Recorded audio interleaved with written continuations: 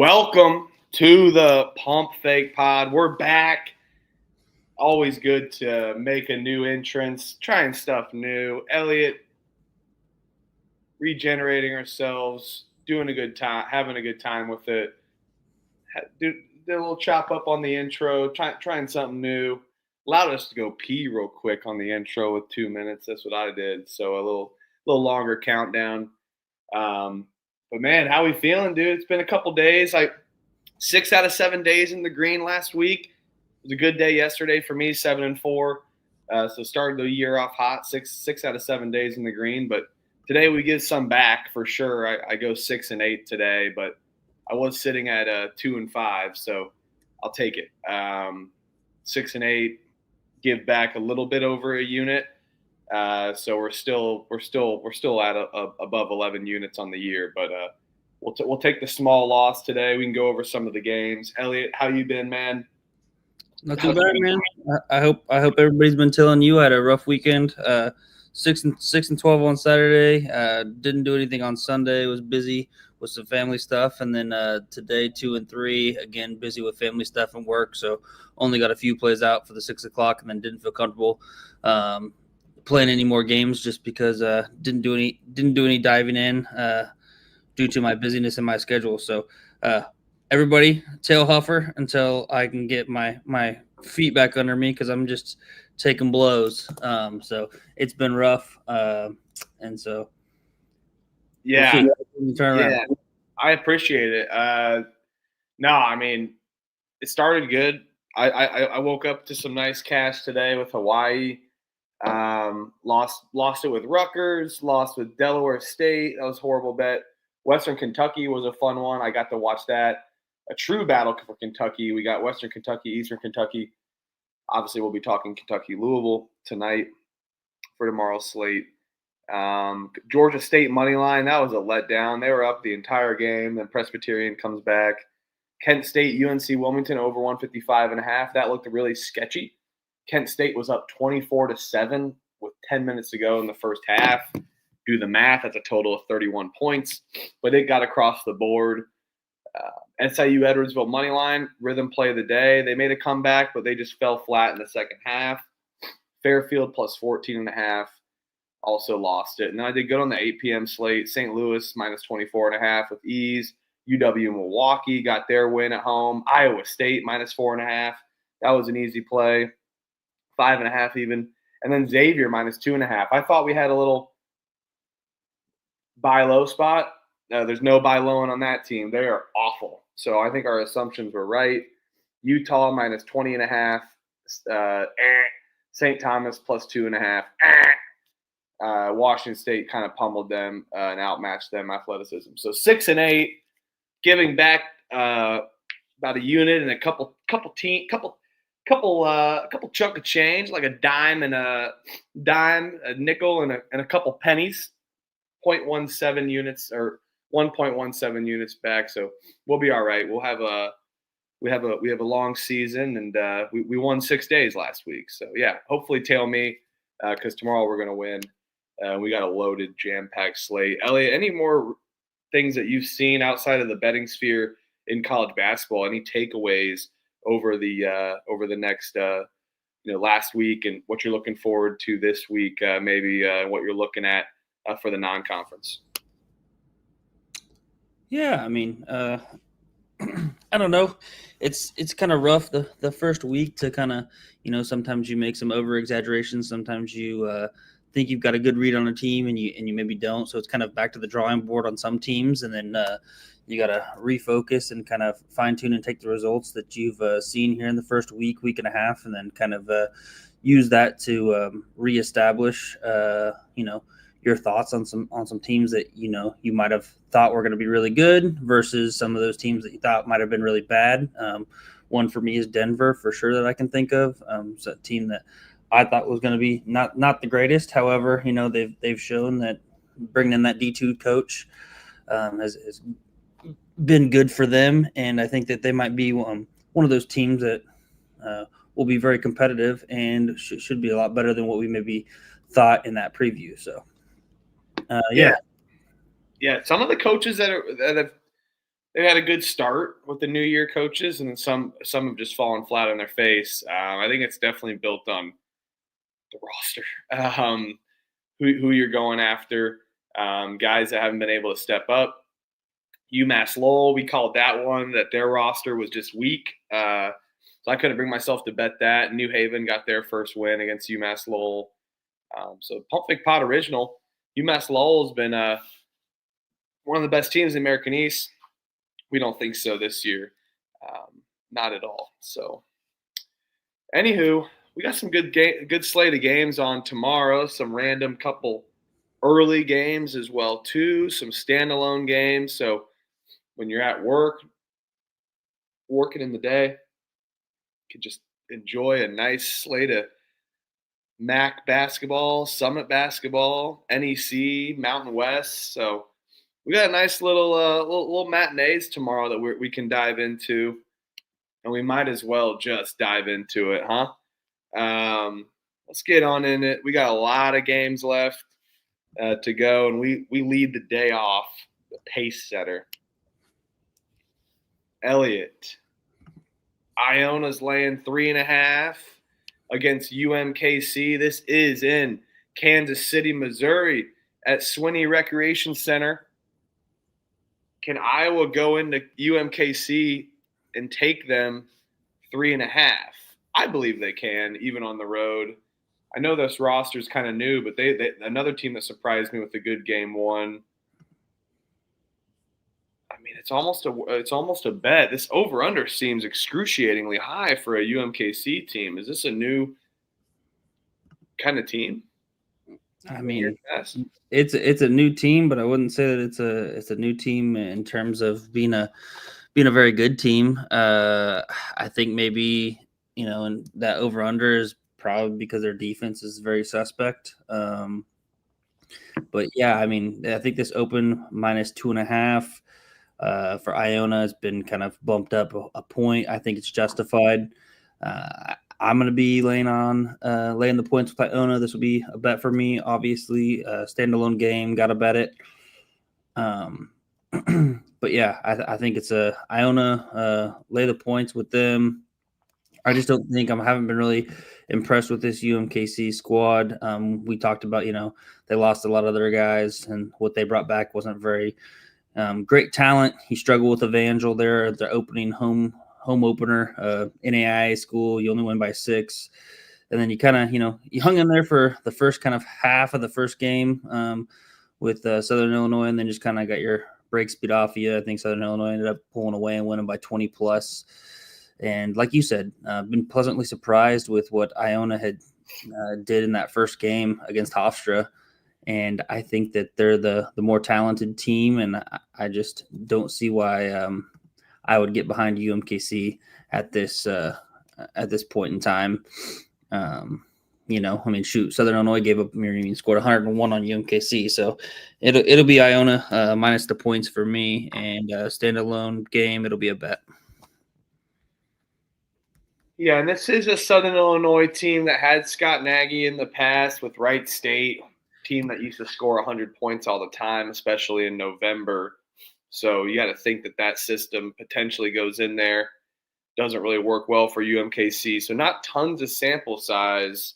Just seems like a really high total. But I feel more confident in kind of laying it just due to the fact that UMKC defense is outmatched with Iona. Not even their offense, but Iona's defense looked really good. They even were able to shut down Hofstra. They didn't foul much either as well, which is a good thing. UMKC fouled a ton against Southern Illinois. And they just gave up the 3 a good amount, which Iona can defend pretty good, and that's what UMKC was living and dying by. So when they get behind, they try to catch up quickly, and it just doesn't work out with their lack of shooting. So, yeah, I'll lay it with Iona here. We'll see at the end of the show if I bet the total. Just I have an inkling about the total, but more confident in Iona. We'll see. Got to bet it. It's a 1:00 game. I'll be on a Zoom call, just being like this the entire time. My gosh, I can't I can't stop blowing my nose. We got 3.5 inches of snow here in Indy. Ellie, I might need you here. It's not just because it's a bad game, but just kind of blow my nose. God, sorry, guys. Oh, no, you're good. So got Long Island, the Sharks, heading into Air Force. They're in Colorado Springs, Colorado.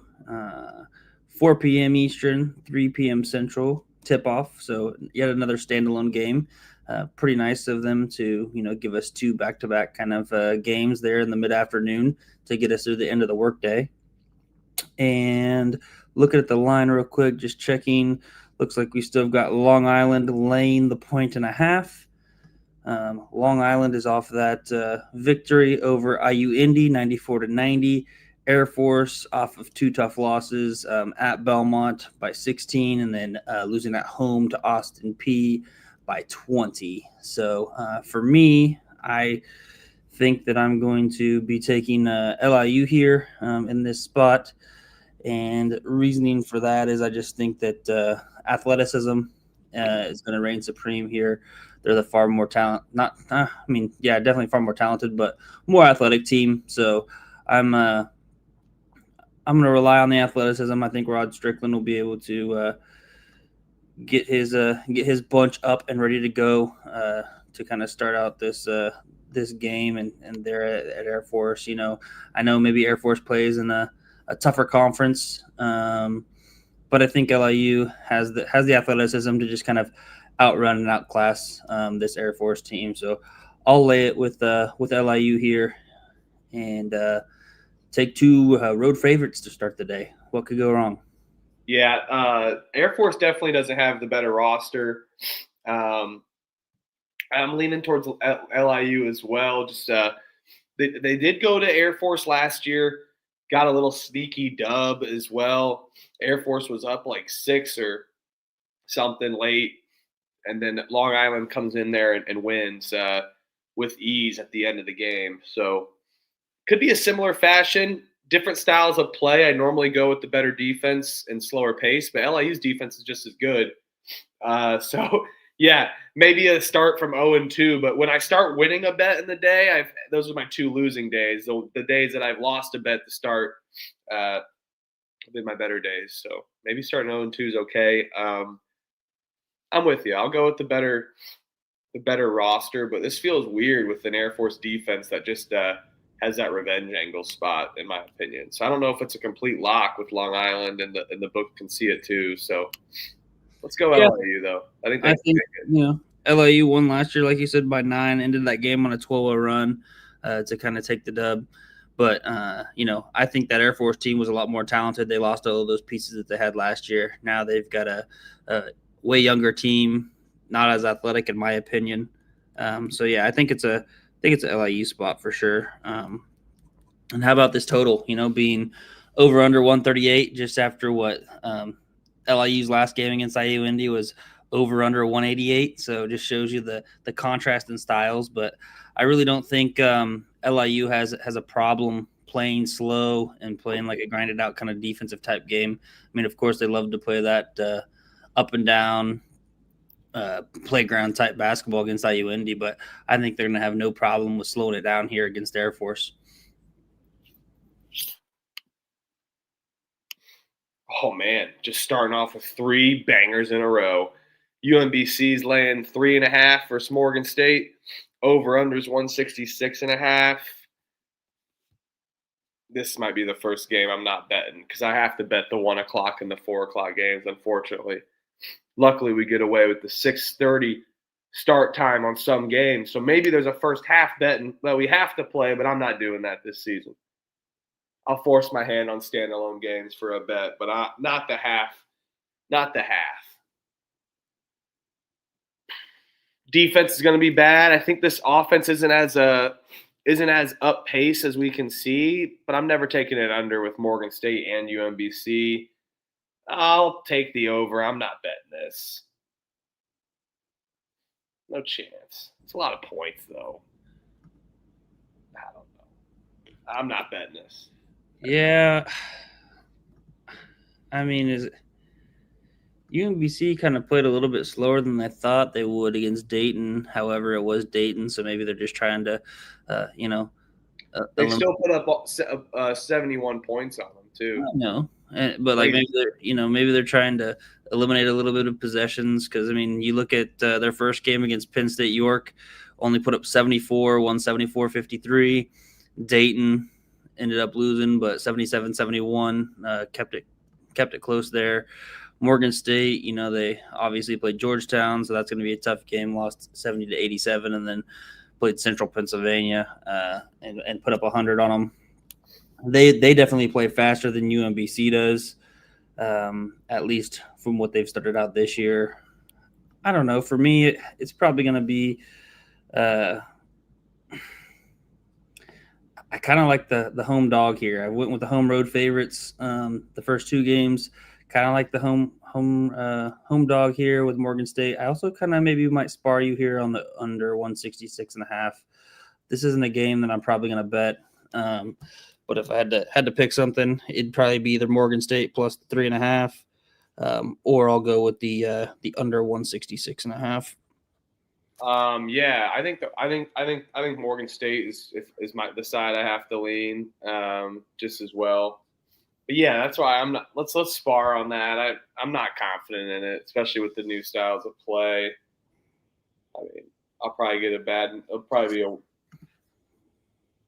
it looks like it's juiced higher, but we'll see. So, all right, Elliot, you always get the bad games. You deserve a good one. Wake Forest is catching 14.5 in Ann Arbor. This isn't in Ann Arbor, though. It's in Detroit, Michigan, at Little Caesars Pizza Arena. Hot and ready. Wake Forest, Michigan.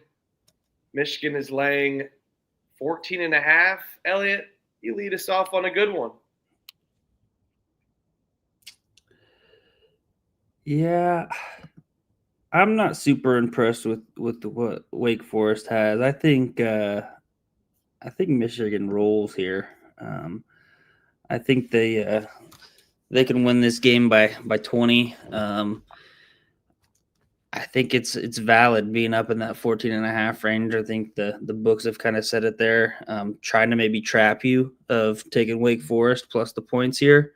But regardless of it being semi-home or not, I think Michigan State's going to roll here and probably run away and win this by 20. So give me Michigan minus the 14.5. Just trying to see the good. Then Michigan goes at TCU on Friday. And speaking of TCU, man, they're horrible. They are not very good. After down by 2 or 3 at Lamar or against Lamar at home, like 10 minutes left, they ended up pulling it out and running away with it by 13. But man, tough to watch. But yeah, I think Michigan takes care of business here and then goes on the road and wallops TCU as well. That's what happens when you play on a court like that. You start losing. You're just disoriented everywhere. You go to a locker room, you're disoriented. You walk on that court, you start tripping. Yeah, and Clark brings up a good point. Wake Forest beat them last year too, so yet another kind of a revenge angle type of a game as well. Yeah. So shout out Clark. Either. I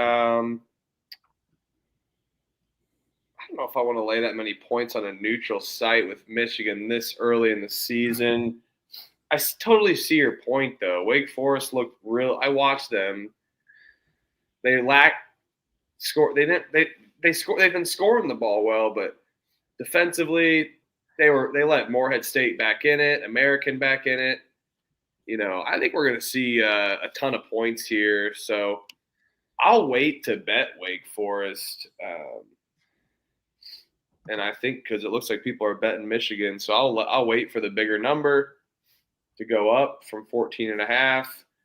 But I do like this over, I think, too. What Wake Forest is going to be able to push the pace. Michigan's going to match them. They got athleticism. They got bigs. They put up 121 against Oakland. This feels like one of those no-brainer bets that somehow hit for me today with Kent State and UNC Wilmington, even after a slow start. So I don't think it's anything to worry about. So I think we get tons of points here, even on a neutral. So going against the Rule Hoyle on neutral site unders. Any final thoughts here? I mean, yeah, I think it's it's looking like it's moving up already, like you said. I'm seeing Michigan at 50.5 at some books as well. And then that over-under is kind of maybe surging up from 163.5 to 164.5, which we have posted. So, yeah, I wouldn't mind that 160 that over either. I think that's a good spot. Like you said, Michigan's going to be able to score. They proved that against Oakland. Wake Forest, obviously has Power 5 talent to be able to at least put the ball in the basket. So, you could definitely see an over here if you get Michigan 90-something. Hangs a 90 spot. That gives Wake Forest a chance to score in the 70s at least, and you cash that pretty easy. And I don't think, Wake Forest's defense is too much to tote about. So, you could be spot on with that over, but I feel like I'm just going to take the points with Michigan. I think they're going to roll again. They open the year with a statement game. This is going to be a true statement game. They're just going to get this Power 5 win and try to run up the score as much as they can, get a good emphasis on the net. And I think Dusty May's got a squad to watch out for here this season, possibly. I'll take the over. I see 162.5 once as well. I don't think I have that book though, but I like that you like the over as well. I think we're going to see tons of points. This ends in the 170s. Just with the lack of defense and Wake Forest maybe playing some catching up. But I can't – I don't know if – like I said, I don't think I can lay that many points. I'll wait for the number, but I may lose my ass here. But anyway, it was a losing night for the Pump Fake Pod, and unfortunately I didn't have YouTube TV. I'm still holding out. I'm a broken man. I had 5 TVs going with ESPN. I had Beverly Hills Cop 2 on. Great shit. Great movie. And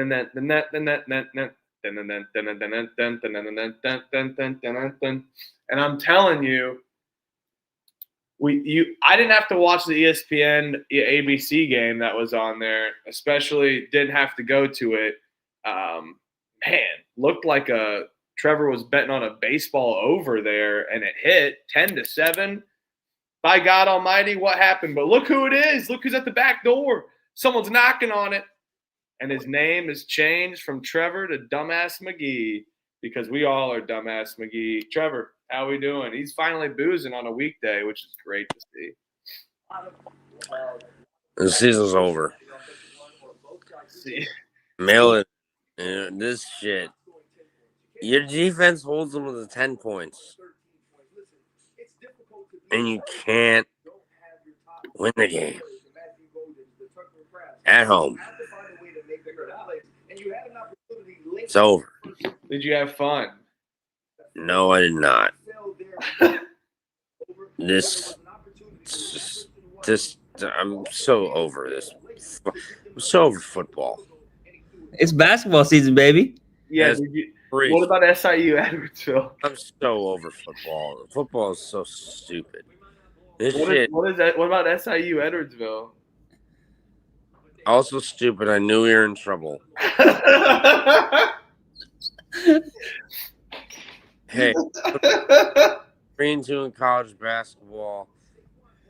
Oh, it's a good chunk of change in the NFL. But whatever. College basketball, we made money. This looks like a Friday night. This looks like me Friday night on the Pump Fake Pod in the later slate. Off tomorrow. I made sure to take off the day after this game. And fuck the NFL. Jen is saying that all bars in Wisconsin look like ski lodges, kind of. Is that true? Yeah. It's kind of true. It's kind of true. It's pretty true. We're just down to earth people. Yep. Down to earth people that love the booze. Dude, imagine just. I just want to say, fuck the Eagles. Yeah, fuck the Eagles. I have to agree. Oh my God. Yeah. I mean, Trevor, I mean, the juice. Imagine paying for premium tickets to watch that atrocity. Ooh, 175 a ticket, section 100, row 37. not a bad deal. Yeah, but fuck the Eagles. I have to agree. And Trevor without a hat. Unbelievable. That's why I wear a hat. Look at that. Hey, with the crooked finger, dog. Arr. Well, do you think that Michigan will beat the shit out of Wake Forest, or Wake Forest could sneakily cover tomorrow? No, Michigan kicks the shit out of them. It's a much better team. Wake Forest, a bunch of frauds. Forbes, whatever his name is.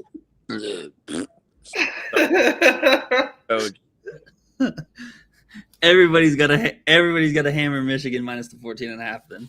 Oh man, I think I'm just gonna take the over, so I don't have to fade that the Trevor play of the day. We got a couple standalones, Trevor.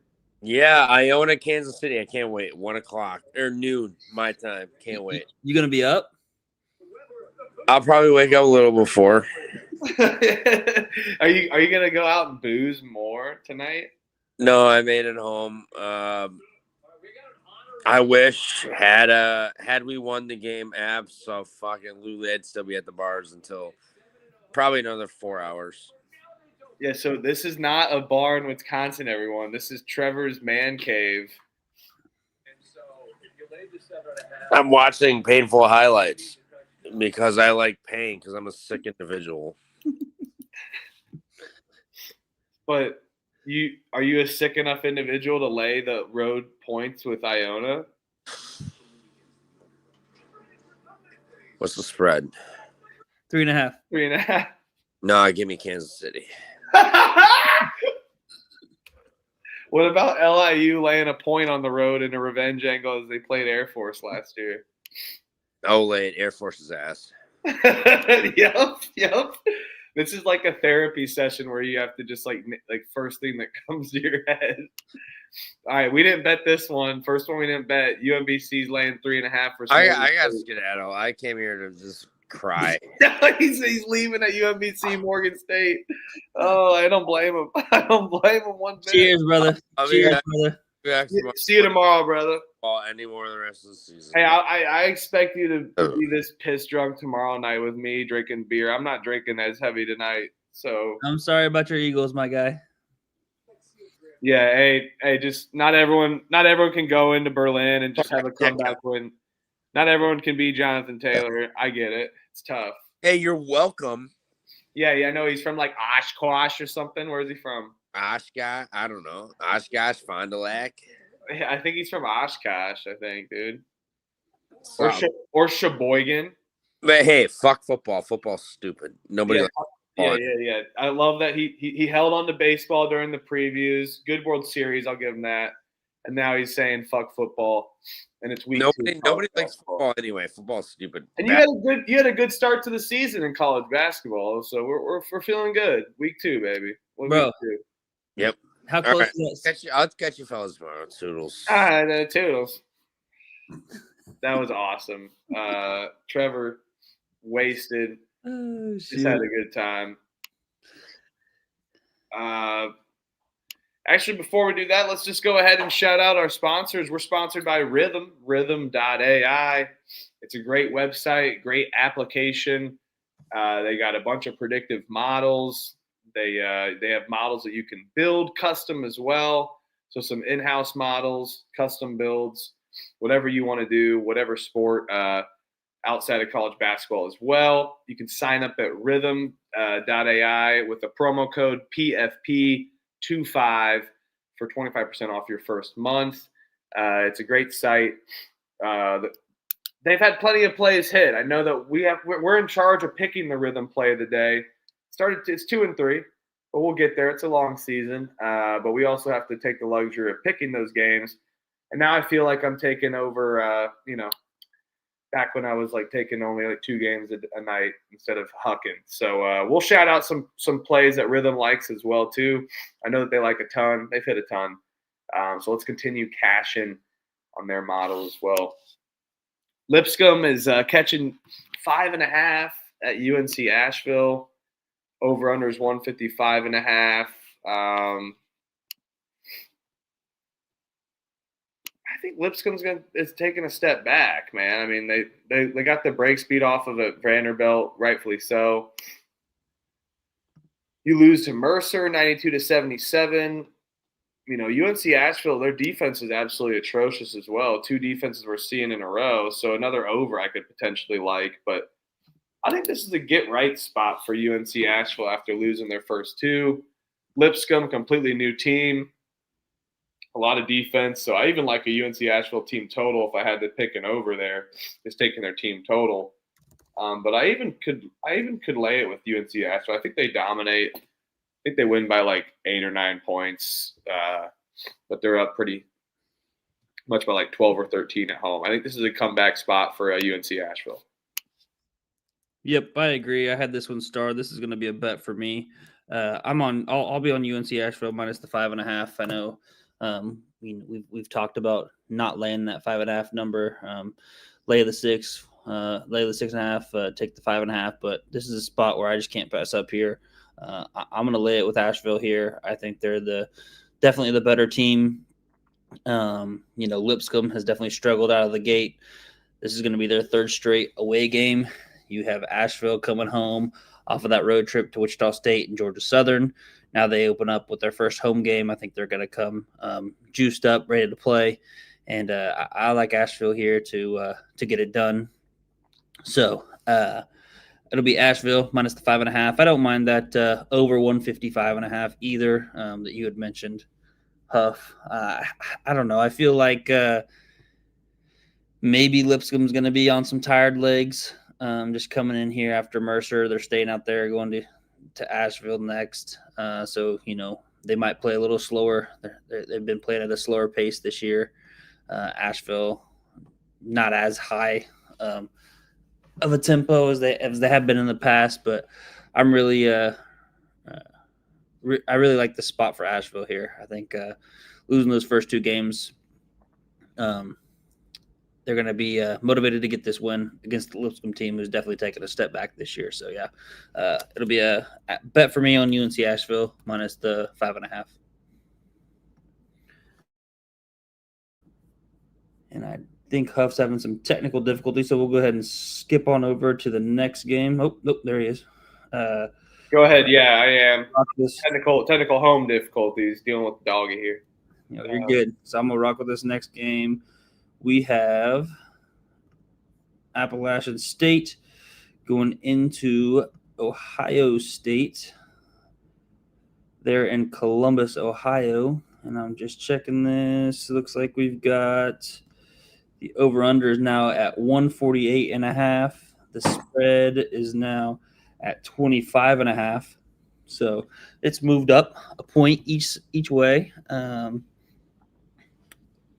And I kind of like the points here. I think this might be too many points for an Ohio State team. You saw what they did against IUND. Just kind of let them score at will. But they also scored at will, but kind of let them hang around. Ended up only winning by 16. Purdue-Fort Wayne, they did pull away from them a little bit. 26-point victory at their last time out. Appalachian State, they had that tough loss to kind of open up the season against Central Michigan. At Central Michigan, lost by 16, and then kind of came home, got right a little bit, beat a D2, and then played North Carolina Central at home on Sunday and beat them by 22. For me, this number just feels a little bit big.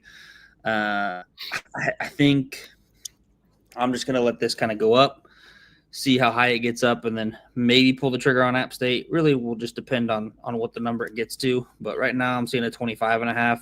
So I'll pick it at 25.5, and we'll see. We'll see if I actually make this a bet. Yeah. But I'm updating these from what I'm looking at on Pickett right now. So I'm trying. I think I see as close as I can see on his live. So as I move in, yeah, I'm just scrolling through unabated and just refreshing after each game just to see if these lines have moved a little bit, just to kind of cross reference. Yeah, I think that's a great cap. You know me. I mean, we had the Ohio State truthers over here in the preview session for our Big Ten. Ohio State's a good team. I had them down bad. Their roster's overrated. It's year after year the same thing. I'm gonna wait for App State as well. It's midnight right now. Wait a little bit, see if it goes up. And that's going to be a wait and bet for me tomorrow morning versus what I've bet already with UNC Asheville and the over in that Michigan game. So, all right. Penn State's laying 13.5 against Navy. Over 154.5. What's up? Way too many points. Way too many points, dude. Yeah. Good. Navy's good. I know they just got not saying rivalry game, but geography rivalry. I mean, Pennsylvania and Maryland pretty close. So Navy wants to. Navy. This game means a lot to Navy. I know it's Penn State basketball, but going in and beating a Big Ten school or being competitive, I think Navy could even be live here. Yeah, I mean, I don't see. They just got housed by Yale. Yale's freaking good. I watched that Yale Navy game. I was on Navy plus the 7 there at home, and they hung around for probably the first 10 minutes, and then it never really had a chance. But yeah, I mean, Penn State, they're laying 13.5, not a chance. I mean, I think that's way too many points. It's egregious. You could even sprinkle a little bit on the money line, personally, in my opinion. I know they went. I mean, shout out to them. I will say respect to them for going to New Haven and playing, at New Haven in New Haven's first year at the D1. That was kind of cool just to see them. They absolutely housed New Haven there on their home court. But now they're coming back. Their first game against Fairfield only won by 8. They're at home. I think Navy's a significantly better team than Penn State. And as we've said, this entire year, Penn State's one of these teams that's going to be near or at the very bottom of the Big Ten. So I think it's way too many points. I'm going to bet it now because I think it's probably going to get knocked down personally. So it'll be Navy plus the 13.5. The Juice, this is not the smaller gym. This is their main gym, but let me tell you, nobody, and I mean nobody on Penn State gives a shit about basketball. It doesn't matter if Taylor Battles were walking through there. It doesn't matter if even they were struggling to get as much attendance when that team that they won the first round game with. God, why am I blanking on his name? He was Jalen. God, he was so good. I had some dogs on that team that could shoot as well for Micah Shrewsbury. So, I'm taking Navy right now. I see 13.5 as well. I'm gonna rip that. 13.5 Navy. If we lose some CLV, screw it. Total bounce back spot as well for Navy. Let's just see if their defense can keep up. A little hangover spot for Penn State as well after dominating. UCF's laying 24.5 against Florida A&M. Florida A&M.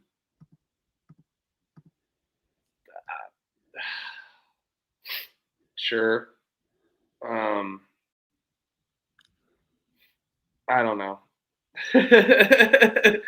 I'll take Florida A&M with the points. I'm probably not going to bet this, to be honest. I bet it goes up. I mean, this is the bounce house, but UCF's really been struggling, man. And I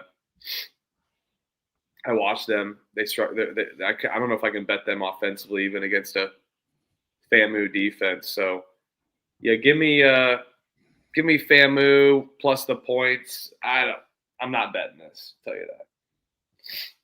Yep, I'm right there with you. I won't have to take too much time on this game. It'll be FAMU plus the points for me. I mean, UCF hasn't showed me anything to want me to ever bet them as a 24.5 point favorite right now. I mean, kept it close with Hofstra. Then they, made it a little bit respectable there at the end, only lost by 12 to Vanderbilt, but they were getting absolutely housed there in the middle of the second half. So, yeah, it's FAMU. First year coach again for FAMU. So I don't really feel comfortable with just, taking the 20 or betting them on the plus 24.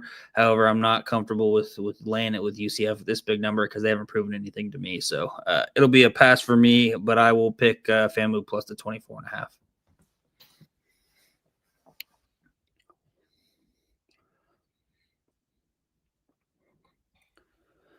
All right, Temple, LaSalle, Battle of Philadelphia.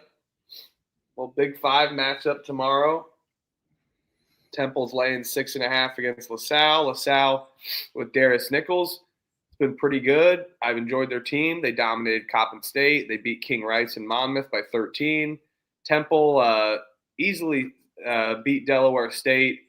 And this Temple roster is definitely improved. And I like the Temple coach, but I think even with first-year LaSalle starting 2-0, it's normally a spot here to fade that 2-0 start for a year one coach. But this Darius Nichols guy as a coach is a proven winner. I think people are naturally going to bet Temple, so I'm going to take a bet here on LaSalle catching points. I think that they can be competitive. I like Darius Nichols' roster. It's a home game for both of these teams. I think we're going to see tons of points.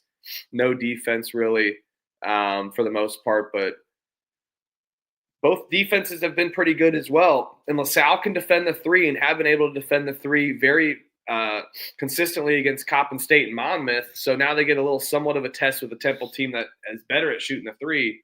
But Temple's weakness so far has been their 3-point. So I'm going to go with LaSalle plus the points. I'm going to take it at 6.5, but I'm going to take even a gamble here and roll the dice that this number goes up by the end of the show, which I think it possibly could with Temple being at home. But again, Philadelphia, Battle of Philadelphia. I like LaSalle. I think their defense and their 3-point shot gets it done here to cover this number. Yeah, I like LaSalle here too. I think plus 6.5 is a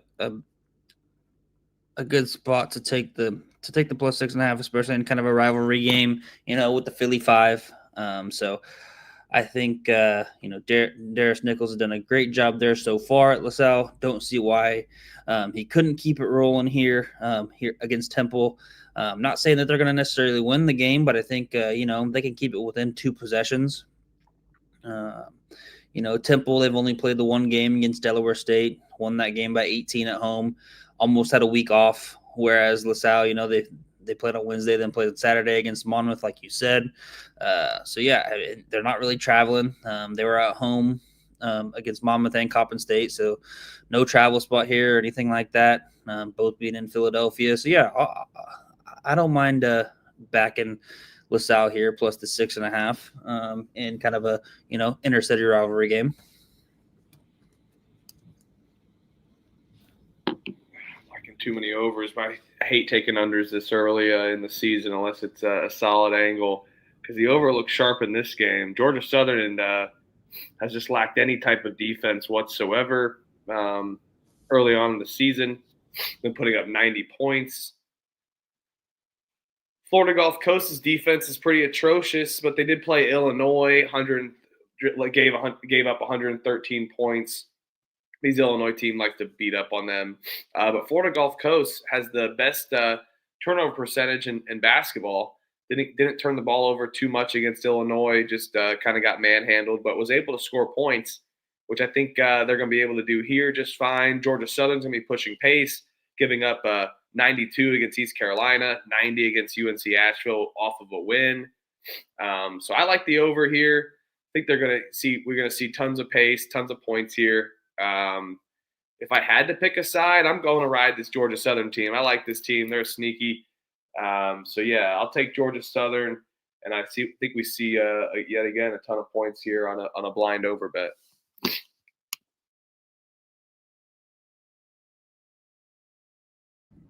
Yeah, I agree. I'll be on the over 160.5. I think while FGCU plays slow, I think Georgia Southern's defense is, obviously not good, giving up 90 to those two teams that you have mentioned. But the fact that, even if they play slow, doesn't mean I think they're going to be able to capitalize and be efficient on the offensive end. And then you look at Georgia Southern, fifth in pace in the nation, so they're going to have no trouble with getting up and down and scoring. I think maybe FGCU might like to run up and down a little bit too against the kind of an inferior type of a team when you compare them to Illinois, who they just played and lost 113-70. So I like the over in this game as well. We can spar on the game itself. I might tend to go towards FGCU, a little bit better defensive team. They can maybe slow down the pace a little bit and count some possessions when they need to here down the stretch. So I would be on FGCU money line, but I think the over 160.5 is the play here if you're going to bet something. All right. Northwestern State versus North Alabama. North Alabama's laying 5.5. Northwestern State got drilled by North Texas, drilled by A&M. North Alabama beat a D2 team, but they only won by 6, lost by Mississippi State. Naturally I would lay it with this North Alabama team, but I like Northwestern State here. I've continued liking them. They were somewhat competitive against North Texas, only down 8 at half, covering the big number, and then they just let the game get away from them completely. So hopefully, if we can avoid a collapse like we did with Northwestern State against North Texas, now they're getting somewhat of a favor on the road, only getting that 5.5 number. Elliot, you can maybe say, like, hold on, this is a wait and bet for sure. But I don't know, man. I think this Northwestern State team's solid.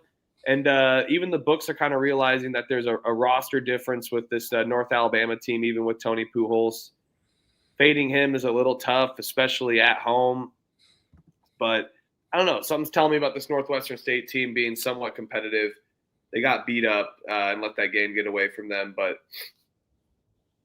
like I said, I think this North Alabama roster team's a little suspect. They need to be able to pick it back up, and both teams just lack anything defensively.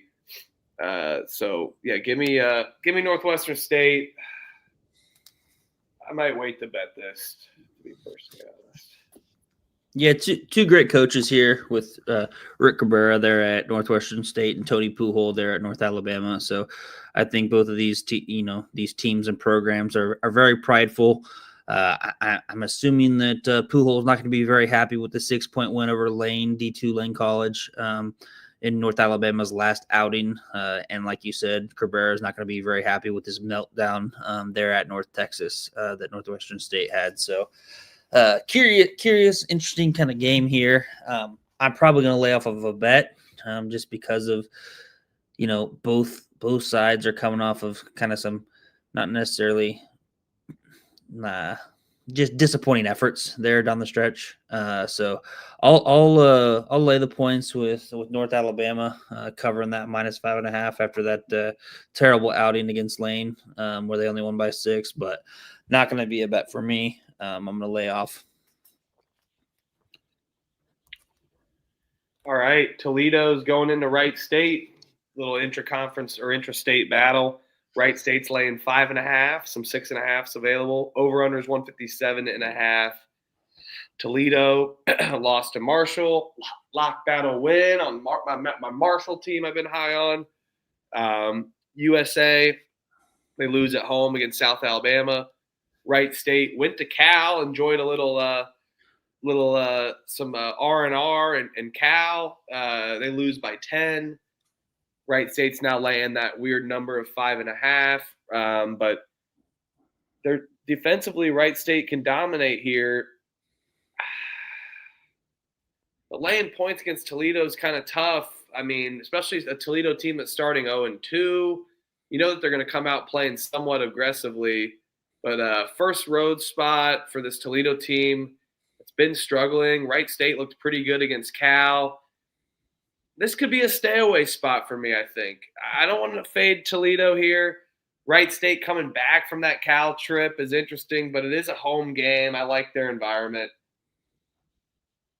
Picking a side, if I'm forced to, I'm going to lay it with Wright State. But again, I don't think I'm going to bet this. just going to enjoy this one. Yeah, it was a good luck battle win by you. I was Toledo kind of collapsed down the stretch. Well, not even down the stretch in the second half, going up by 10, and I think they just kind of took a deep breath and thought they had it in the bag, and then Marshall just laid it on them and hammered them in the second half. But interesting spot here, Wright State coming back from that Cal trip, like you said.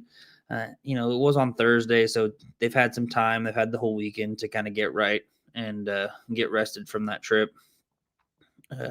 Toledo, on the other hand, starting out 0-2, so kind of a spot for them where you'd want to get up. I thought their spot to bet them was against Marshall at home after that tough loss in their first game at home against South Alabama. So I'm kind of in that similar position as you. Don't necessarily know what to do with this game. I will say if I'm going to do anything, it might just bet the over 157.5. And just, like you said, enjoy the game and root for points. It's always fun. If you're going to bet something, just bet the over, root for points, hope the teams score, and make it an exciting up and down game. Not quite sure if I'll get there in terms of a bet, but if I were to pick something in this game where I would bet, it would be the over 157.5. And I would go. You said Wright State. Would you lean? You said you'd lean towards Wright State. Yeah, I may end up betting Wright State. We'll see. Yeah, I'd spar with you here on that. I think this is a dire spot. When one guy bet it, one doesn't, but he's on the other side. What was that? Bringing a knife to a gunfight bet? Yeah. Yep. Bringing a knife to a gunfight. Exactly. Yep. All right. So yeah, if I do end up betting Wright State, you're bringing a knife to a gunfight, buddy. But I hear you're a great wielder.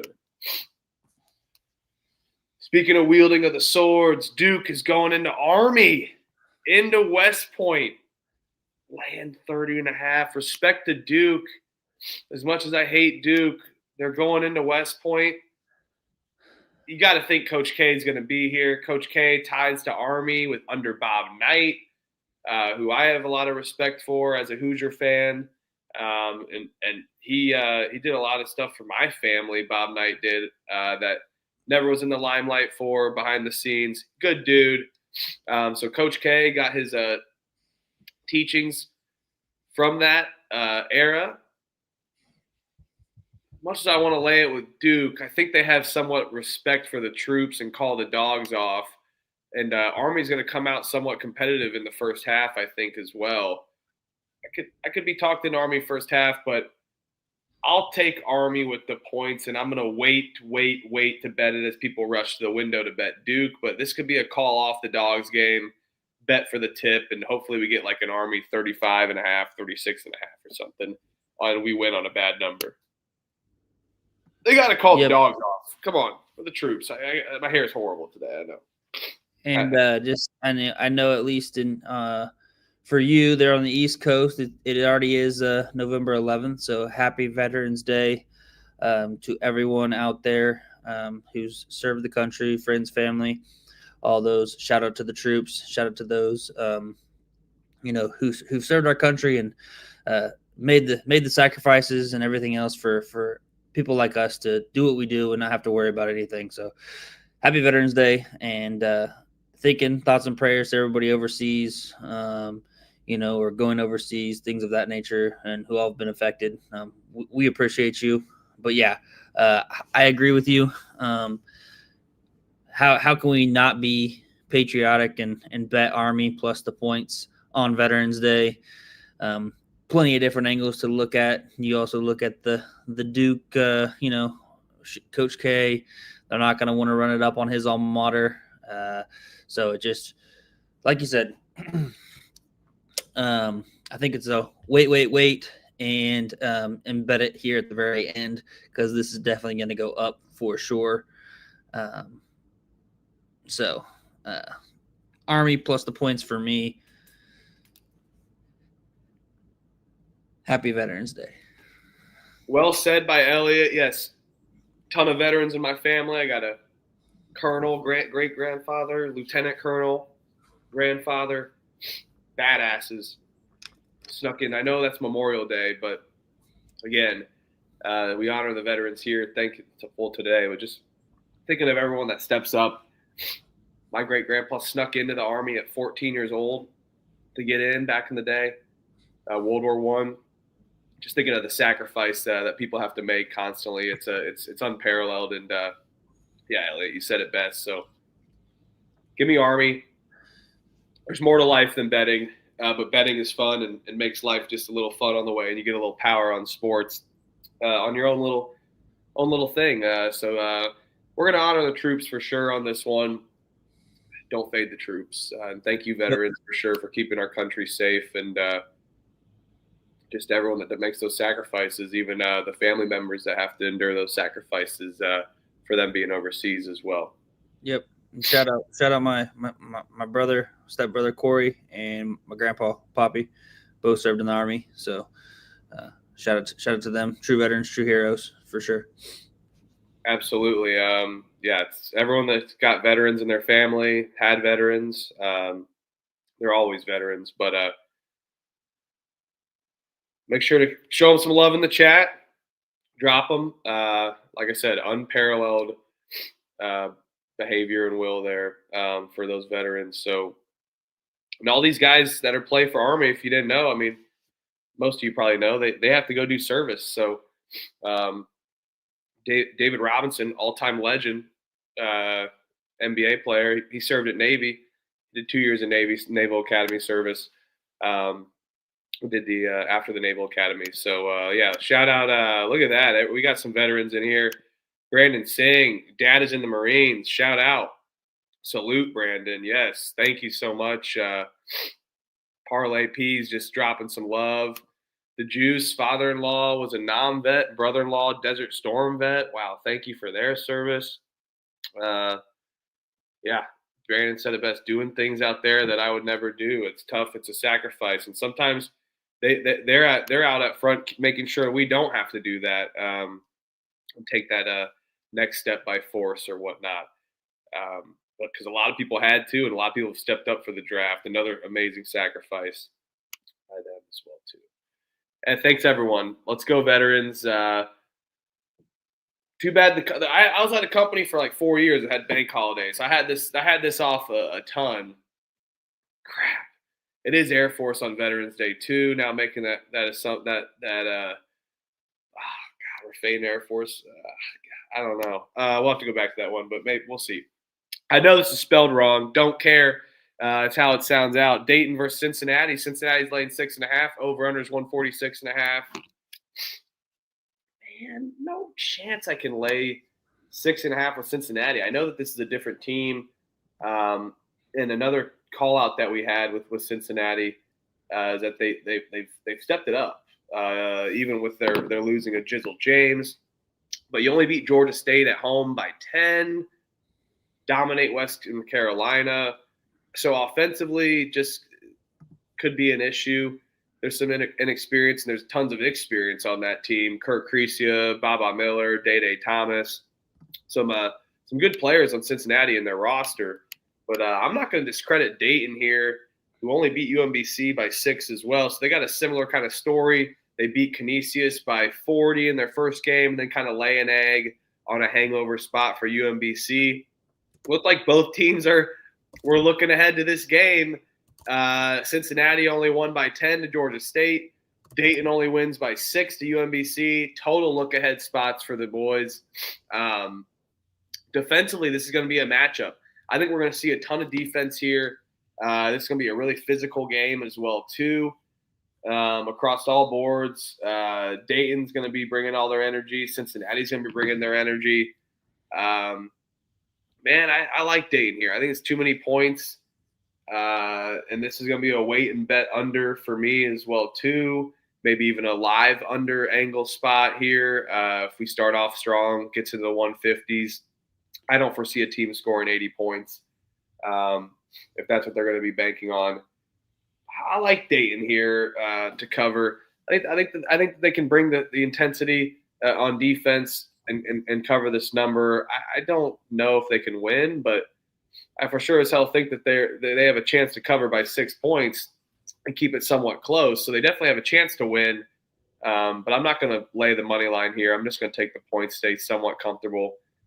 Definitely can't lay it with Cincinnati for both teams that were had this spot circled on the calendar. So give me the Flyers here, flying high in Ohio. Yeah, and shout out one of our own, Jerry Davis, Desert Storm vet. Appreciate you, Jerry. Thank you for your service, sir. Jerry, thank you so much for your service. Yes, Jerry, great dude in the chat. Pleasure knowing you in this community. And, yeah, thank you for your service, Jerry. I said unmatched, unparalleled. Thank you so much. Thank you so much for your service. And everyone, thanking him. It's great to see. Yeah, in terms of the Dayton, Cincinnati, kind of kicking myself that I didn't see that kind of look ahead spot with this game when we were betting on those other two games. That would have been a bet for me. I think I laid it with Dayton actually minus the 23.5 against UMBC, and that was something that definitely missed out on there for sure. I think that was something looking back, stupid me. Hand up right there for both of these teams. But yeah, I'll be on Dayton plus the points as well. Rivalry game. I mean, I know that we've said Cincinnati's definitely stepped up and has played better, but it's only a 2-game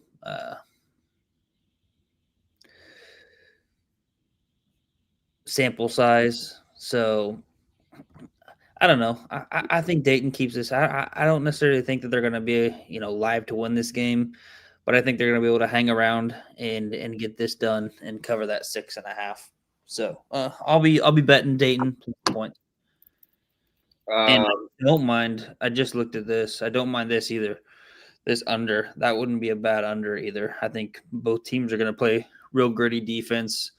Might kind of have their buttholes puckered, be a little tight in this rivalry game, so might struggle to score, especially at the start of the game. So yeah, that under. Yeah, this is another live angle. Definitely an under that I like. Potential live under. Like maybe banking on them starting out hot. The number jumps up intensely because I think it's going to end in the low 70s. It's going to be a sweat, but it'll end in the low 70s. Let's go Dayton. And Rod Zawecki, 14-3 under record. Yep, I like it. 33 people watching, 17 people likes. Let's go. Hit the like button. Thanks, Coach, for tuning in. This game is in Cincinnati, by the way, Jen, at Fifth Third Arena. So believe that's their home. That's their home. Yeah. That's their home arena. Yep. So the Fractions Arena, as I call it. Yeah, Fifth Third Bank. Come on, guys. They don't. You go to bank there. They don't have money going out. Allegedly. Northeastern versus Harvard. Harvard's laying 4.5. Is there a 5.5 available? Over/unders 142.5. This Harvard team's different with Tommy Amaker. He's got a better roster. You want to talk about but this is the Northeastern team I love. They've played competitively. They beat Colgate at Colgate. They lose to Boston in overtime. Man, this Northeastern team doesn't lose games by that much. And I know Harvard's laying points after laying somewhat of an egg against New Hampshire. New Hampshire was playing solid against them in the first half. So I like it. I like this Northeastern team. And Bill Cohn. I know it's Tommy Amaker. I like him too. I need to see it from Harvard to lay that many points with them. I'll take Northeastern with these close games they've been playing. Yeah, you want to talk about a good little live play. Harvard, I think, was plus 230 at halftime when they were down 48-30 against New Hampshire. I couldn't quite get myself to pull the trigger, and looking back, I should have because they, I think, ended up winning that game by 15 points or something. I think they outscored them by 20 something or almost 30 in the second half. But yeah, this game's interesting. I'm not quite sure what to do with it. Like you said, Northeastern's been pretty good here. I think lost that heartbreaker to Boston there in overtime at home. Then they got it together and bounced back and beat Colgate, which I was definitely on Colgate there. they do have Vermont coming in to their home court here in their next game. So that could be something that, they're obviously looking forward to, another good team. But I don't think they're looking ahead. This Harvard team's a pretty proven team, and I think that they're going to kind of give them all that they need and all they can handle. But I don't know. It's hard for me. I'm not going to bet it just because I'm kind of going back and forth in terms of what to do here. So I'll lay it with Harvard. I think that they're going to learn. Coach Amaker is going to teach them, teaching tool about that first half and laying an egg there against New Hampshire. But by all means, I'm not going to be betting this game, but I will pick Harvard minus the 4.5.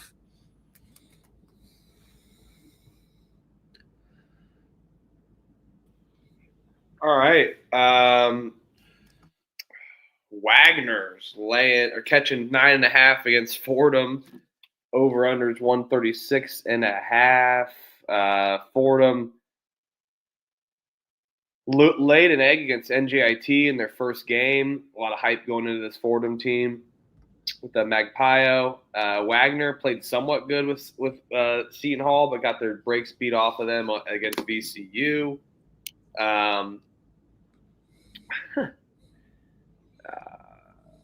Like I said, I can't lay points with Fordham. I'm going to go with what I said early in the season.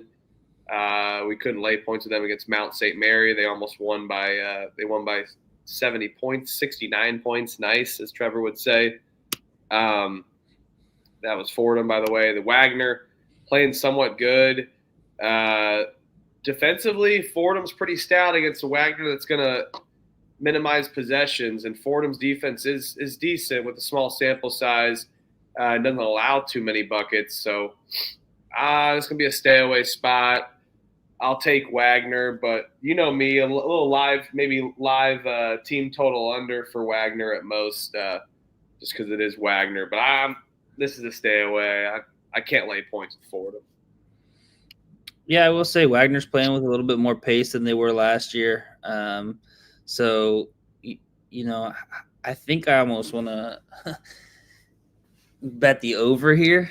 Call me crazy, but seems like maybe a little bit too low here. I think people are going to think this game's in the 60s, and I think maybe it's more played in the lower 70s.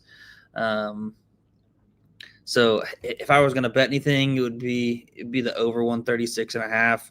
I'll lay it with Fordham minus the 9.5. I think they had a very disappointing first game, but I'm not going to I'm not going to overreact to that first game. I still am not necessarily high on Fordham per se, but I do think that they're going to be a lot better. So yeah, give me Fordham minus the 9.5. But if I'm going to bet something, which I might end up pulling the trigger, it'll be this Wagner Fordham over 136.5. All right, I could be talked into it. I like your analysis. Wagner over, and maybe a Northeastern first half. We'll see. Looks like Ron likes that. William and Mary, Richmond's laying 8.5. Over unders 157.5. William and Mary, both teams 2-0. They beat Norfolk. Richmond beat East Carolina by 15. So this Richmond team somewhat maybe improved, or is this a fluke where we ride the bets here? Richmond at home, pretty good team. They can play both sides of the ball way better than William and Mary. William and Mary, good offensive team. Both teams foul a good amount, looks like, and have in the past, but defensively wise, they've been able to hold them pretty good. This William and Mary, this is a battle of pace, and William and Mary is going to push the pace here, which could Richmond's going to have to pick up the pace a little bit as well, which I think we've been able to see for the Spiders team like we haven't seen in the past for Chris Mooney in their tempo. 345th last year.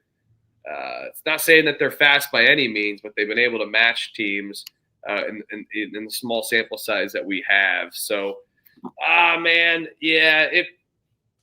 don't know. It feels like feels like I'm gonna take William and Mary. I'm gonna take William and Mary. I think I don't want to lay any points with Richmond, even though it's at home. But I think William and Mary offensively can force that motion offense, kind of that run and gun style that Richmond defense maybe not be able to keep up with. They're gonna be able to run the pace, but Richmond kind of likes to try to slow you down on defense. And I don't know if they're going to be able to completely shut off the 3-pointer. And Richmond really doesn't shoot the 3 really well. So that down low is going to where they're going to have to win it, where William and Mary's been able to step up on defense, which I think is the edge for the Tribe here.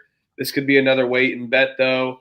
I don't have any splits. Normally Trevor's has all that crap, but I even see a 9.5 available for William and Mary. So it looks like it maybe is going up in some places. So I might wait to bet this, but I like William and Mary to cover this number. Yeah, I like the over here. I think you like the dog, which I don't mind that, but I like the over. When you got a dog that's kind of laying this plus 8.5, 9 kind of a number. When the dog is the one that kind of increases that tempo and plays at a very fast pace, if you can think that they can hold and stay within that number, I like taking the over just because I think it just is maybe a little bit safer bet, because if you think they can do that and keep their tempo, there should be a lot of points here. Richmond, average defensive possession length is very low, 40. They're giving up shots pretty quick in terms of their defense. So I think William and Mary is going to be able to continue to do that, and they're going to be able to score and use their tempo to their advantage. However, William and Mary's defense is pretty suspect, pretty piss poor.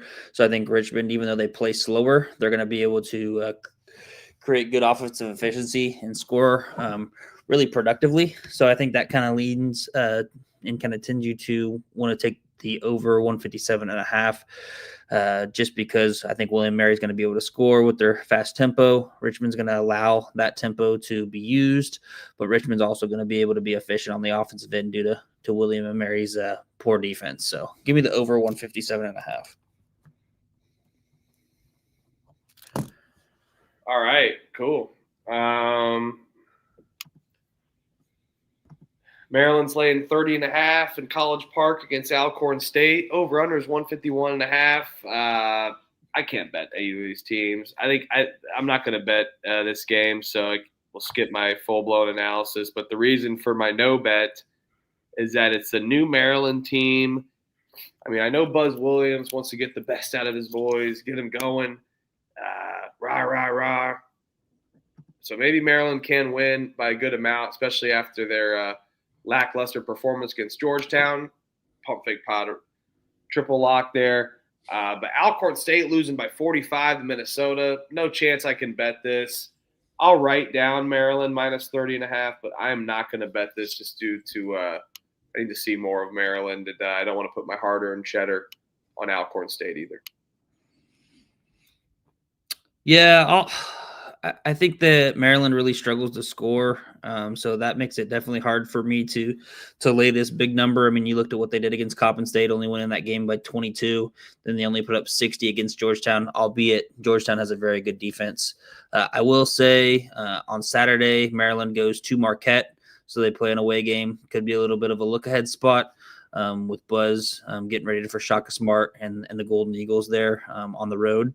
So I'm going to be on Alcorn State plus the 30.5. I'll wait and see if this number goes up. If it does, maybe pull the trigger potentially, but I don't feel confident in making a bet right now. I might wait and just see what it does.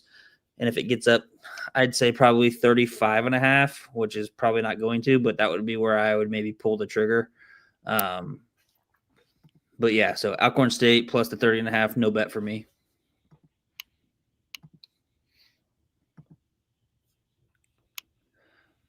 All right, Drexel versus Colgate. Colgate's laying 4.5 against Drexel.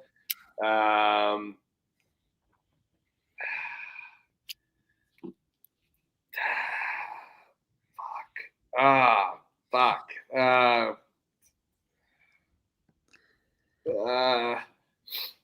And Colgate's just, I mean, they look good against Michigan State. They lose against Northeastern at home, laying a similar number.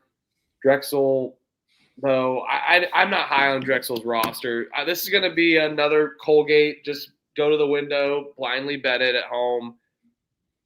If this doesn't work out, though, this is another Colgate team I'm going to put my red flag on a little earlier than we did last year, where we ended up finding the right time to bet them. My only worry about laying it with Colgate right now is their lack of defense. They haven't been able to score the ball too much, but and Drexel's going to be minimizing possessions a ton to the point where it could be tough to lay that many points. But I think that we get this number now. This number is going to go up. Colgate's kind of a heavily public low major team that gets bet on, so I'll blindly bet the Colgate minus 4.5, but that red flag is going to come up here soon if they don't cover. Yeah, I'll take Colgate minus the 4.5. I don't know if I'm actually going to bet it. I don't know about blind betting them just because we saw last year it wasn't as profitable. So I'm kind of already got maybe the red flag up for them. Maybe kind of see what it's like. Maybe wait till conference play to really start taking them as the home favorites. I do say maybe that 137.5 under that might be a little enticing too as well. You had mentioned Drexel. They limit possessions with their slow pace. Colgate's kind of showed that they haven't been able to really score, and I don't think Drexel has been able to show that they're really capable of scoring a lot as well. I think it maybe is going to be possibly the first one to 70 wins the game. So if that's the case, you see another score kind of like that Northeastern Colgate game, 68-65, kind of a finish. That'll get you under here. So, if I was going to bet something in here, it might be – I would feel more inclined to bet the under 137.5 rather than the Colgate minus 4.5 because I think two possessions there with how slow Drexel plays and what we've seen from Colgate. I think, I could see Colgate winning by 2-4 and not covering this number. All right. Clemson's laying 29.5 against Morehead State. Looks like it's up to 30.5 some places. So I'll pick Clemson here. Again, no bet. I've marked some teams off that is are teams that I'm not betting on with big numbers. I know that Clemson kind of dominated and covered their most recent big number, but lightning don't strike twice in Clemson, South Carolina. They won New Hampshire by 50, Gardner-Webb by 30-something. So it could be a blind bet, but I think Morehead State's a little better team. They did just lose by 40 to Georgia, but this Georgia team's just been beating the shit out of teams and making a name for themselves and doing a much faster pace than Clemson by any means. So I'll pick Clemson though, just because they've been winning. No bet, absolutely no bet for me. Yeah, Morehead State was one of those teams that I was very low on this year. I think they're going to, they haven't really been good or as good as what they used to be here in the last couple of years. I think they're just taking another step back here. Lightning has struck twice, though, I will say, for Clemson. They did beat, New Hampshire by 50, and then they ended up beating Gardner-Webb by 38. So they're laying these big numbers and they're covering. However, if you look, they've got Georgetown on deck. So possible look-ahead spot for Clemson, potentially. That's what's going to kind of keep me off of laying this big number yet again. I don't want to, in my right mind, bet on Morehead State after they've just got absolute housed by 40 against Georgia. Now they play a Clemson team who's defensively should be able to shut them down a lot better. So I'll take Morehead State plus the 30.5, but it's going to be a no bet for me just because I don't really trust Morehead State. And I'm not going to lay that big of a number with Clemson when they've got Georgetown coming in. Or I guess they go to Georgetown, I believe. Go to Georgetown. So it'll be a no bet for me, but I'll take the plus 30.5 of Morehead State just on the look ahead spot possibly. All right, Boston College is laying 20.5 in Chestnut Hill against Central Connecticut State. I think Central Connecticut State's a little better than catching that many points. I mean, I even see a 21.5. Mind you, I know that Boston College is a little better. I laid it with Boston College recently. So I like this Boston College team. I mean, a little more improved than last year's slop that I had to watch. They beat up on Citadel by 29. They were competitive against Florida Atlantic. They should have beat Florida Atlantic. I'm still pissed about that game. Yeah, that one sucked. But I don't know, man. I mean, laying that many points with Boston College, I know that they've been somewhat competitive. I might need to be talked into this a little bit. Central Connecticut kind of fucking sucks. So I could be talked into Boston College at home. If we're gonna bet it, we're gonna need to bet it now. Yeah, I agree. I think this is one of those. Are you betting it? I don't know. This is one of those games that if you like Boston College, go ahead and bet it now. If you want Central Connecticut State, go ahead and wait. You'll be able to get a bigger number. I mean, is Boston College better than Quinnipiac? Quinnipiac, they beat Central Connecticut State by 22. So you're looking at, Boston College laying that kind of similar number. Was looking to see BC's got Temple on deck. They're on Saturday at Temple. Whatever that means, not much, I don't think. I don't know. This is a game. I'm gonna lay it with Boston College. I'm gonna lay it with Boston. I don't mean to interrupt you there. I'm gonna lay it with Boston College though. I think. I don't know. I'm maybe not late. I don't know. This is what I'm on. Laying with Boston College sounds scary, right? Is that what's holding you back, basically? I mean, I've played it with Boston College twice this year already. I have too. I bet a money line against FAU, and I 1-1. the Citadel. So 1-1. I'm gonna take Central Connecticut State plus the points. I'm gonna wait. I don't think I'm gonna bet this game. This is gonna be a no bet for me. It's just Boston College laying over 20 points. I'm just gonna stay off. I'm not even gonna give myself a heartache. Let's have a friendly spar here. I'll take Boston College minus 20.5. I'll let you get the best number possible for your spar, and maybe we can just end up being kissing cousins at the end of the show. Yeah, works for me. Sacred Heart versus Villanova. Villanova's laying 20.5. Over/unders 159. I'll lay this one. I will lay this one. I see a 19.5 on Caesars if you have that available in your state. Yep. I do. 19.5 on Caesars. Looks like the over/under is still at 159. I think Sacred Heart's worse than Queens. Villanova beat Queens by 20. Not saying that's very comparable, but I don't know. I'm just not very fond of a Sacred Heart team. I mean, I know they looked decently competitive against Duquesne, but it is Duquesne by all means. I just think Villanova at home, they had that tough loss against BYU, but they looked really good in that second half. They really struggled there in that first half, but were really competitive and actually looked, in my opinion, like the better team in that second half against BYU. So I think that they will kind of use that to their advantage as they kind of roll throughout this next 3 or 4 game stretch.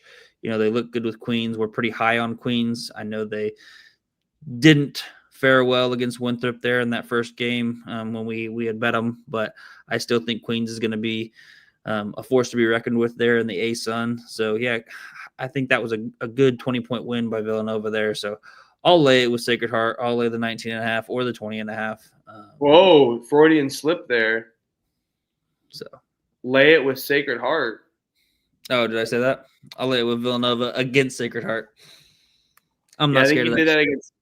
I think I can't remember which points you laid it. You go, I'm going to take the points of somebody too, and then it was their favorite. I almost said Freudian slip there, but I think that was one that was on the other side on I think. So I was trying to get you there, but then I got distracted in my head, and I probably had to fucking blow my nose. Villanova, I'll take it with you. The 19.5. I got Caesars as well. also get me points for Vegas in March. Yeah, we'll be out in Vegas for March Madness. I know these two right here on the show will be trying to get Trevor. Well, he'll get out there. He'll get out there. And shout out from within. Not loving tomorrow's slate, but loving the show, guys. Did you guys see Hurley get unhinged while up 50 against UMass? I was in tears when I saw it. Yeah, he's like sitting on the bench. He's like, it was hilarious. From within, thanks for tuning in. Appreciate the donation, man. That's makes our world go around. Makes us feel good. Thank you. Appreciate the money and appreciate the donation. Appreciate you tuning in and being such a good fan here and chopping it up with all of us. So yeah, this slate's weird outside of some bangers. I love today's slate. I wish I did a show last night, even though I was 6-8 today, but still wish I did a show for some of these. Iowa State, I would have said to put the farm and mortgage on Iowa State. UNC minus 21.5, over-unders 155.5. Another weird number. I think I'm gonna take. I hate Radford though. I've been hating on this Radford team since the beginning of time that they've welcomed this new rebrand in. They look. I mean, we were on Western Illinois hit. We were on UNC as well against Kansas, taking Chapel Hill. I was on KU. That was a good luck battle win by you. Sorry. Oh, you're good. I'm real. I'm all about being transparent. Hey, that's all we're about here. We talk winners, we talk losers. I make graphics for recapping for winners and losers. It's we like sharing more winners, but we're all transparent here. I'll take Radford with the points. I'm not betting this out of spite because I don't like this Radford team, but I think that could be a hangover spot for North Carolina. They were competitive, this Radford team, last time in Chapel Hill. Could be a buy low spot, but I'm going to go hangover for Kansas. But I'm not going to put my money on Radford by any means. So I think a little hangover after their KU win and dominant performance early in the season. Yeah, I think they might sleepwalk through this, win by 16, 17. First half, maybe it could be better, Elliot? That could be better. That wouldn't be terrible. I think you'd get that at 11. Maybe even hot a little. Maybe sometimes they give you a little higher or lower. I'll take Radford plus the 21.5. This is a game though that I will be waiting on. UC with UNC, even against at home, even against KU, they inflated that number. They're right close to tip as well. So I think this number will go up, and I might end up betting Radford. Check the picks page on this one. I think it's just a little sleepy spot for UNC after that Kansas win, and I think Radford, is licking their chops to come in and play North Carolina and kind of prove themselves and show that they're capable of being competitive against a high mid-major, high major program. So yeah, I'll take the Radford Highlanders plus the not 21.5. I'll wait, but plus whatever it gets to. Yeah, wait. Let's wait. I may do first half, by the way. Yeah, I was just trying to pull that check up. the picks page if I bet this, but I'm 80% not betting that game. I'll tell you what game I'm 100% not betting. NGIT catching 7.5 against Loyola Maryland. Over-unders 145.5. Oh my gosh, please don't make me bet this. Please don't make me bet this. I am not betting this. Don't worry. You don't have to. There's a ton of other games. Give me the under, no bet. These teams suck. It looks like it'll be about 11. Yeah, I'll be around then, but I bet it goes up. I bet it goes up. People will bet North Carolina. We'll wait to bet that first half until like 6:45. Well, we'll do it before then, but you know what I mean, like in the afternoon. Let me see what disgusting shit I can come up with for this game. No, please. We have so many games to go through. This is a good little just skipperoo, I think. Hey, free money's free money. Give me NJIT plus the points. You sicko. All right, let's get you talking about a game though, because You just didn't even want me to talk about that game. Now you want me to talk about a game? Well, yeah. I mean, we let's skip NGIT Loyola. We're not betting on this. We're not. I mean, I'm not betting on that game. I'm not going to give my insights on it. Just take the under because their offense stink. This game's good though. Offensively, both teams stink. Davidson catching 1.5 against Charlotte. This is a rivalry game. Over/unders 144.5. Who you got in this North Carolina battle here? This one's interesting. I'm not really high on either of these teams, if I'm being honest.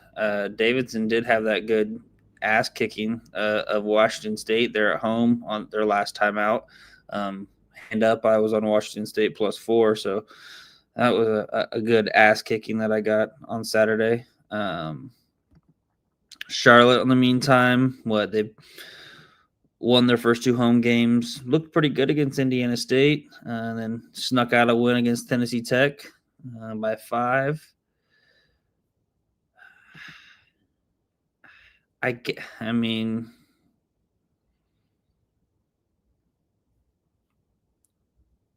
I don't know what to think. I would say give me Davidson money line. I don't feel convicted one way or the other, so it's going to be a no bet for me. But I think Davidson's the better team, so I'll ride with Davidson money line, even though it is at home for Charlotte. Ooh, I'll battle you here. I like this Charlotte team. I think Charlotte is a much improved roster. I mean, last year watching them was absolutely atrocious. They lacked rebounding. I think the Charlotte team offensively is much improved. They just beat Indiana State 92-76, an Indiana State team that is better than we think. They were dealing with some stuff. And Tennessee Tech, they kind of laid somewhat of an egg. Davidson, though, they beat up on Washington State, so you may be right in that Davidson is an improved team as well offensively. I think Charlotte can defend the land here. I'll take the Tink 49ers against Davidson. I feel like people are going to bet Davidson as a household name, but whatever. I'll just take Charlotte on the money line. Let's go. They're going to win. Keep it going, Elliot. Might as well talk about a battle in South Carolina as well, too. Winthrop, that's not spelled right, laying 2.5 versus Coastal Carolina. Over/unders 162.5. What say you in this Carolina battle as well, too? Only 2.5. I thought that was kind of an interesting line.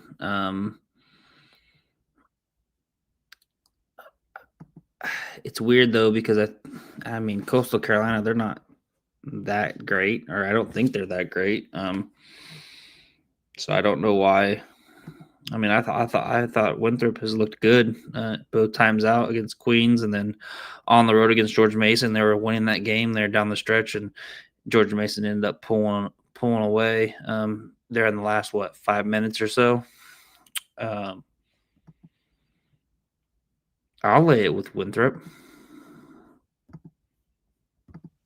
Yeah, I'm not overthinking this. I don't care about lines. Fucking stay away from me, lines. I don't care. I'm laying it with Winthrop. They're a good team. I know they collapsed kind of at the end, but ended up getting it done against Queens. This Winthrop team, man, is solid, and there's not really a home court advantage in Conway. I think Coastal Carolina's advantage is their size and being able to rebound, but I don't care, man. This Winthrop team's better roster. I'll take another road favorite. Give me a Winthrop -2.5. Bet it now. This thing's going to go up. Elliot, keep it going, man. Another Carolina team. High Point laying 16.5. Is this another not overthink it spot? High Point been drilling teams. Solid roster for new coach Flynn Clayman, and just been dominating offensively. The Jacksonville team took a major step back after their success last season. Pretty good in the Atlantic Sun. The limited possessions could be a problem with how Jacksonville's pace is, but I don't think it matters. High Point can swarm them. Is this an overcorrection, though, or do we blindly bet High Point yet again, minus 16.5? I think I'm going to lay it with High Point and just hope it doesn't dominate. I don't mind the team total over. Shout out by Sports Science Jacob. He's beakering. He's figuring out everything. I'm gonna write that down for team total over as well. But Yeah, this is a High Point spot for sure. He's got the flash scout, but yeah, I think Jacksonville, interesting. I mean, we've seen them one time there against the D1 opponent. Sorry, ended up losing by 16 to Miami, so somewhat respectable. And then they go and play the D2 team, but man, High Point hard to not lay this number. They're at High Point at home. With what they've done here these first couple games. So give me High Point minus 16.5. I will write that team total over down as well. I do like that angle too. At that over 86.5. So I think High Point probably wins by 20. I like you said, don't overthink it. Mount St. Mary's is laying 4.5 against St. Francis. St. Francis is a weak ass school transitioning. They're fucking transitioning into a land that we just don't talk about on the Pump Fake Pod. I'm gonna fade that noise. Give me Mount St. Mary's. I'm gonna lay it. No bet for me though. You know I love that Mount St. Mary's team. It's a sneaky team I bet on throughout the year, especially in conference play. Yeah, I'm right there with you. I will. I'll lay it with Mount St. Mary's, but no bet for me. I mean, if this shows you, St. Francis lost by 41 to TCU, and TCU's other two games, they've struggled to they lost against New Orleans, and then they struggled to win against Lamar here tonight. So that might just give you a little heads up of how bad this team is. Maybe we should just put them as an auto fade. And bet Mount St. Mary's minus the 4.5. Call me crazy, but Mount St. Mary's lost their first two games, but they looked pretty good against West Virginia. Only lost by 16. Bucknell ended up losing by 11 there at home. So kind of an unfortunate start to their home opener. But after this, they got St. Francis, but then they go on the road to Cincinnati, Maryland, Western Michigan, and Ohio State. So doesn't get any easier. This is going to be the one that they maybe have circled to steal. I wouldn't necessarily call it steal, but to get a W here on this 4-game road streak. So I'm going to lay it with Mount St. Mary's here. Call me crazy, but I'll probably bet it. Oh, don't make me bet it. All right, you lead us off with this banger. Florida's laying 19.5. Over-under is 178.5. Massive amount of points yet again for these Florida games. This Luke Locke's team pushes tempo. Who do you got here in the Battle of Florida? I think it's stupid to lay points in a rivalry game like this, especially when it's almost north of 20. I mean, this just feels like way too many points, and I might go down swinging with this, and if I lose, touche, tip of the cap to Florida. Congrats on the 20-plus point win, but this just feels like way too many points for me in a rivalry game. I know Florida State's the new team, new coach. Florida's kind of a wagon, but yeah, I'll be on Florida State plus the points.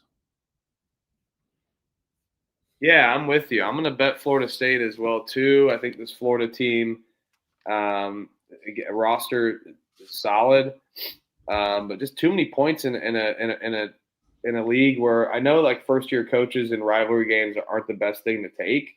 So that's an angle to Florida's point that if you're a Florida bettor that you might as well go off of. But Florida State's been dominating. This is like their first big test. Florida just had their big win against North Florida. I think with the amount of over-under that we see, it's not all just going to be coming from Florida.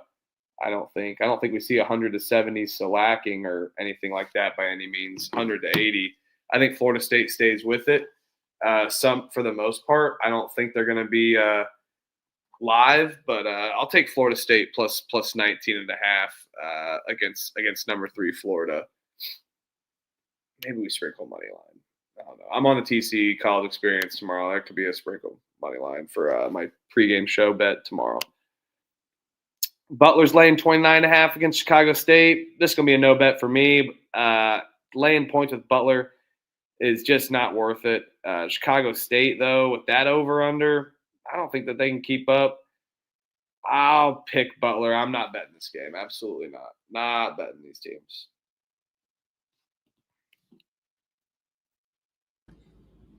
Yeah, Butler has shown that they can score this year for sure. But this is a pretty high number. I know Chicago State's not the best team. They haven't really been here, these last few years. Man, could this be just like maybe a Butler team total over type of a play?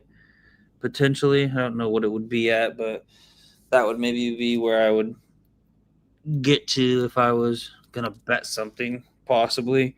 It's going to be, it'll be like 95, 96 points.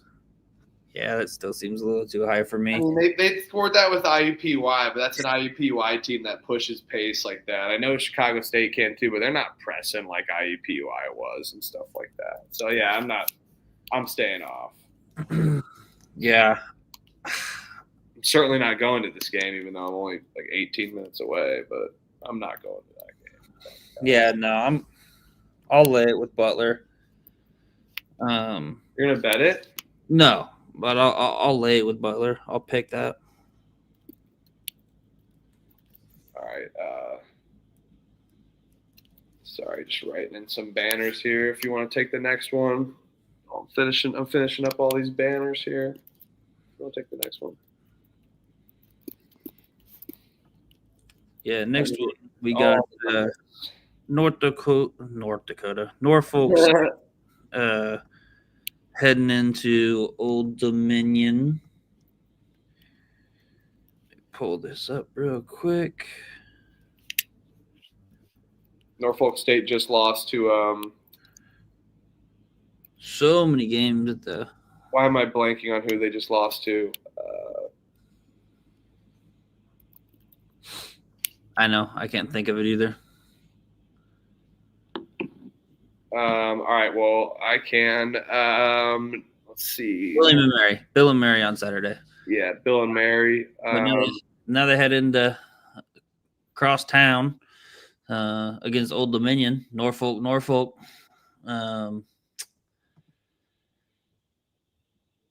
Old Dominion lost to Miami of Ohio on the road by 15.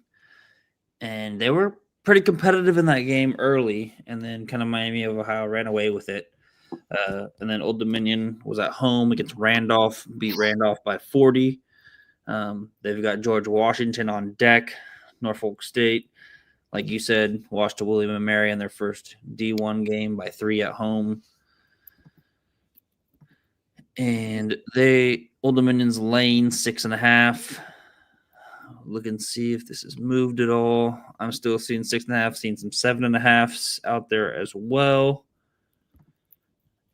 And I'm seeing an over under about 149.5, which is right at spot on with what you had. So, man,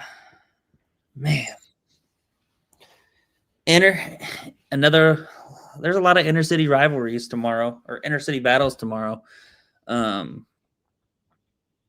This one might be one where I might just lay it. I think Norfolk State maybe is a little disappointed coming off that loss to William & Mary at home. Now they got to go on the road to Old Dominion. But I think Old Dominion is a good program. They're under Mike Jones. Mike Jones. Obviously disappointed in that first. Mike Jones versus Robert Jones, coach battle too, by the way. Obviously disappointed in that first battle against that first game against Miami of Ohio. I'll lay it here with Old Dominion. Not sure if I can get to a bet per se. kind of want to. I was gonna maybe look at this history real quick a little bit more, but yeah, my initial inkling is telling me to lay it with Old Dominion minus the 6.5. I'll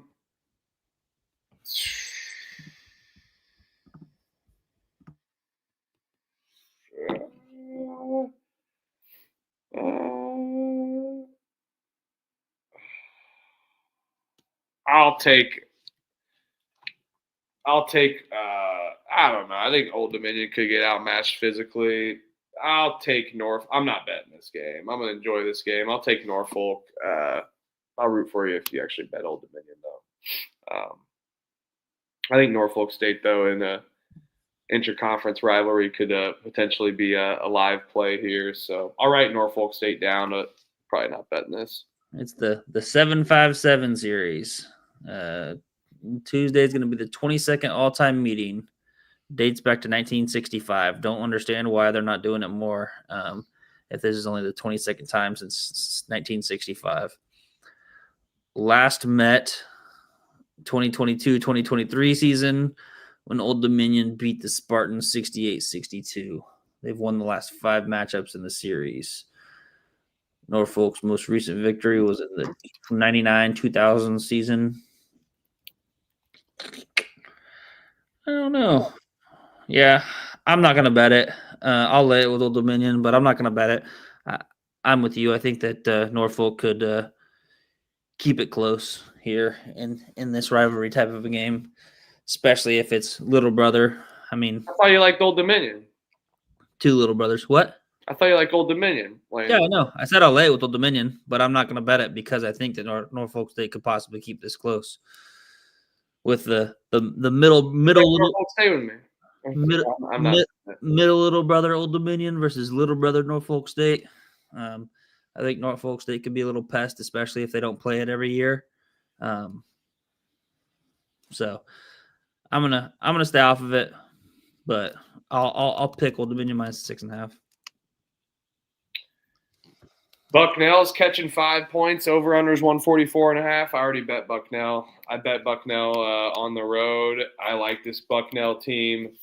I know that they didn't perform too good at the start of the season against Delaware, only winning by 8, but winning on the road in Mount St. Mary's.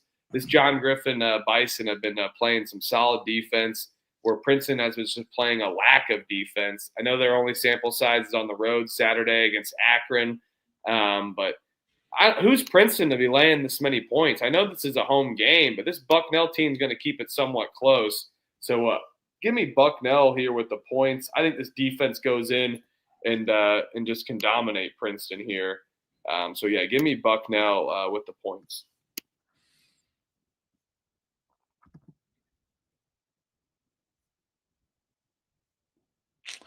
Yeah, clash of styles here.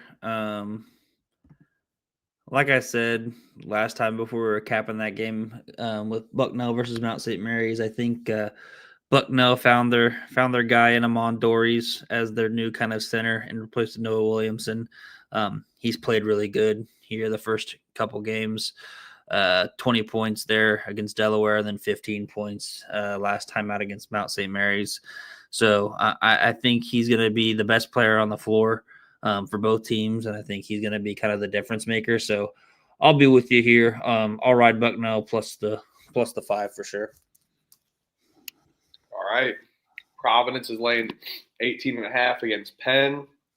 Over under is 170.5. I'm not laying that many points with Kim English team. I mean, I know it seems like maybe doing it, but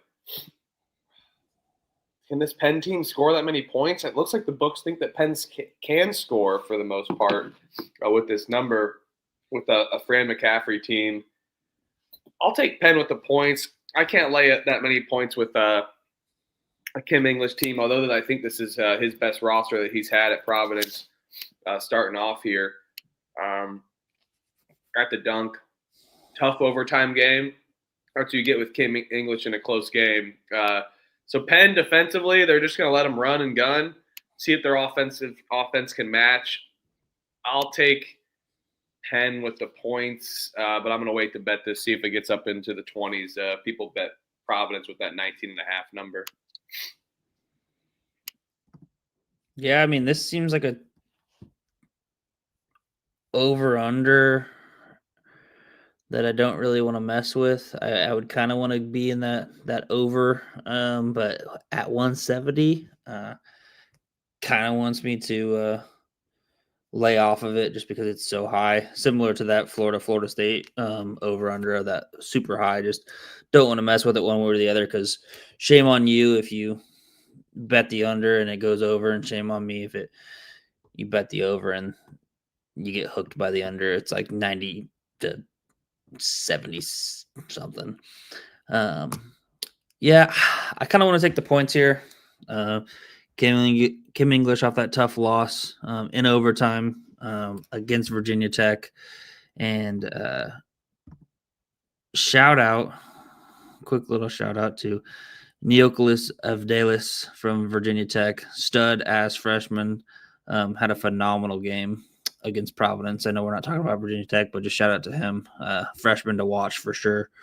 But yeah, I'll take Penn plus the points with Providence coming off of a road game, overtime loss.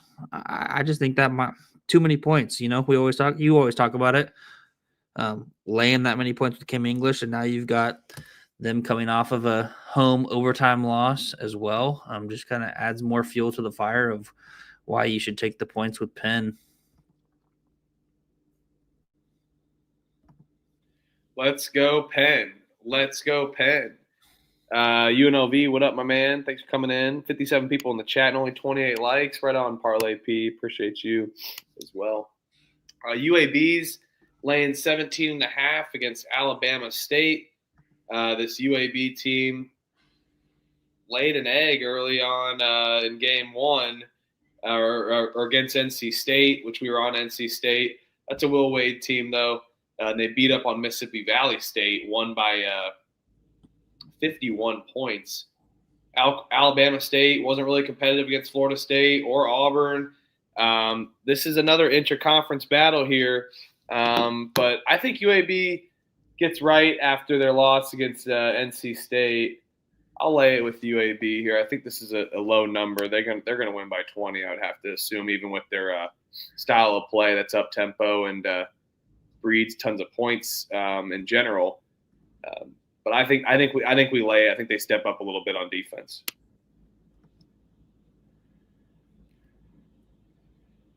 Yeah, I like UAB here as well. It's a lot of points. I would almost tend to maybe lean towards taking the over 162.5. I think UAB can put up a big number, and Alabama State scored 64 against Florida State. I don't know.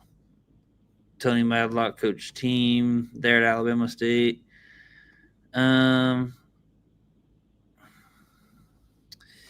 Yeah, I'll go with UAB. I mean, they do have High Point coming into town, so that'll be a fun matchup here on Friday night.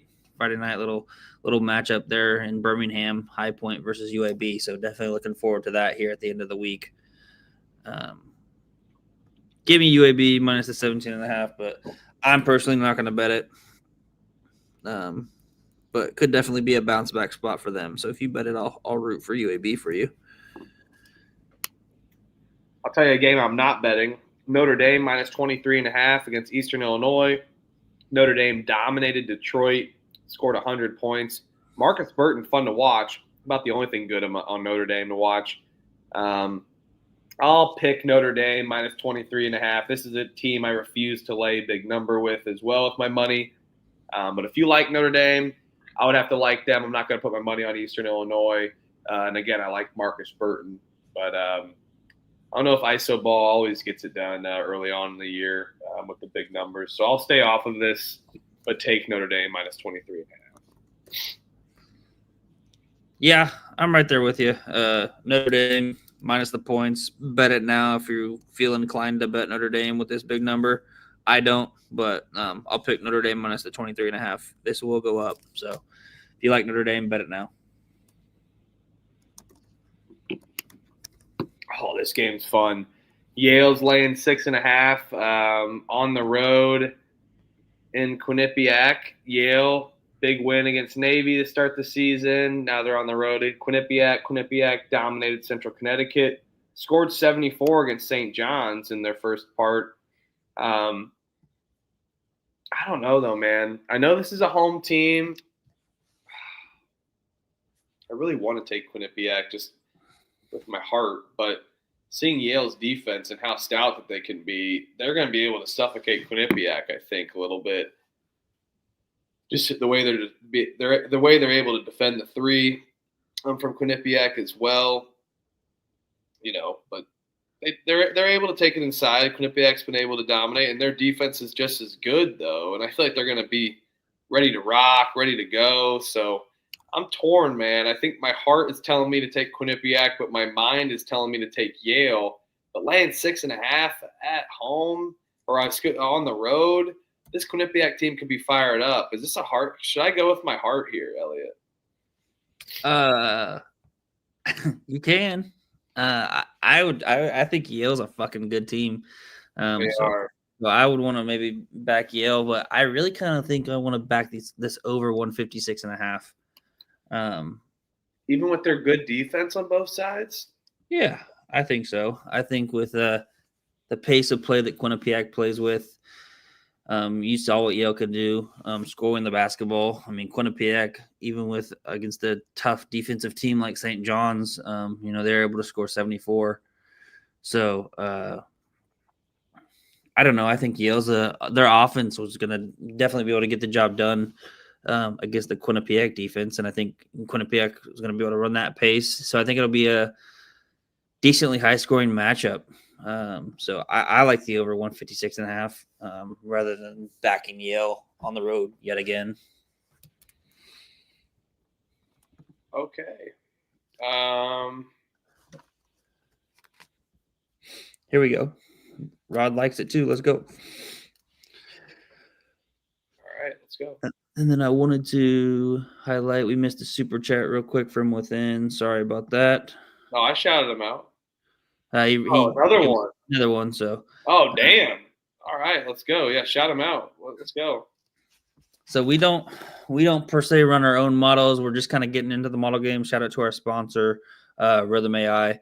Something that we're looking at getting better at, running some models through their app. So I'm looking forward to that personally, of kind of getting down, making my own models, and kind of getting some edges that way. So I don't personally have any models currently. More to come on that, though, however. And advanced stats wise, mainly I get that from Ken Palm is kind of my bigger one that I look at for advanced stats metrics. And then also, you can look at like Haslam and some other ones as well. So that's kind of where I get my advanced stats for right now. I actually dealt with the model. If you look at my the picks history page on the Pump Fake Pod little pick sheet that we have, that there's like another tab that you can see. It says picks history.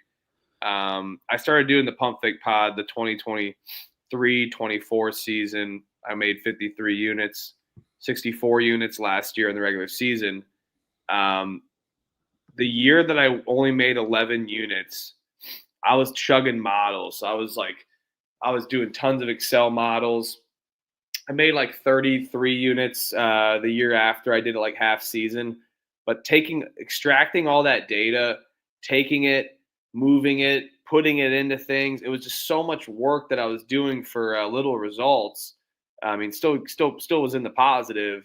But it was just interesting kind of having to flex the models, tons of work. I know there's tools probably now that exist, and we got a good one, obviously, with Rhythm AI. But manually, I was doing it. It was a fun time. I enjoyed it. Made me better at Excel, but again, just too much work, and looking at all the extractions with how much software is out there, and with Rhythm being just a top player in the game, it's definitely helped me out with just like factors and whatnot, and kind of understanding which ones are bettable and statistics that are more bettable. Actually, that I just like I said, I always say I've never looked at those statistics for my models, so Yes, I did do the model game back in the day. Extracting data was a lot of work, as I'm sure you know if you've done models as well. Arkansas is laying 34.5 against Central Arkansas. Over-under is 157.5. I'll lay it. That's a big number I'm not afraid of. They'll win by 40. This Cal team likes to beat up on these guys and really make it a buy game for them. Like, you want $1 million? We're going to make you sure we have the best roster possible and beat you up on that. They'll win by 40. Take it now. Yeah, I agree. If Arkansas or if North Carolina can beat Central Arkansas by 40, I think Arkansas can do it just as well. So yeah, lay it with Arkansas minus the 34.5. It's probably literally Jeff Sharp. That's why I gave up. I'm like, I'm not doing all this crap. I'm not doing all of it. And if you like I said, if you look at my history, I've made over 100 units doing the pump fake pod, and there's been no model there for those two stats. So yeah. Yeah, and I will say there's a lot of intangibles, a lot of things that go on. Correct. When you're betting on these 18 to 22 year olds, and now in this crazy world, it's 18 to 27 year olds. So a lot of other factors go into betting college basketball and betting college sports in general. Personally, I like models in a way to maybe track some trends. Is kind of how I like to utilize models, is to find trends, track trends, and flag trends to possibly find angles that way. However, most of what I do is straight off of me watching the games, eye test wise, and just overall looking at how teams look. So a lot of times, when I have the time, which hasn't been of late, but I'm hoping here within a few months, as the season kind of gets about halfway through, whenever I've got like a Saturday free, I do pretty well on live plays, just watching the game, see how the game plays out, because there's a lot of live angles you can take with basketball being so much about a game of runs, and just seeing the eye test on some teams, like people are talking about in the chat. So mainly for me, it's just utilizing my knowledge and experience of what I've had throughout my basketball playing days and just watching college basketball in general. And that has seemed to help me a lot more than relying on different analytics and different metrics potentially.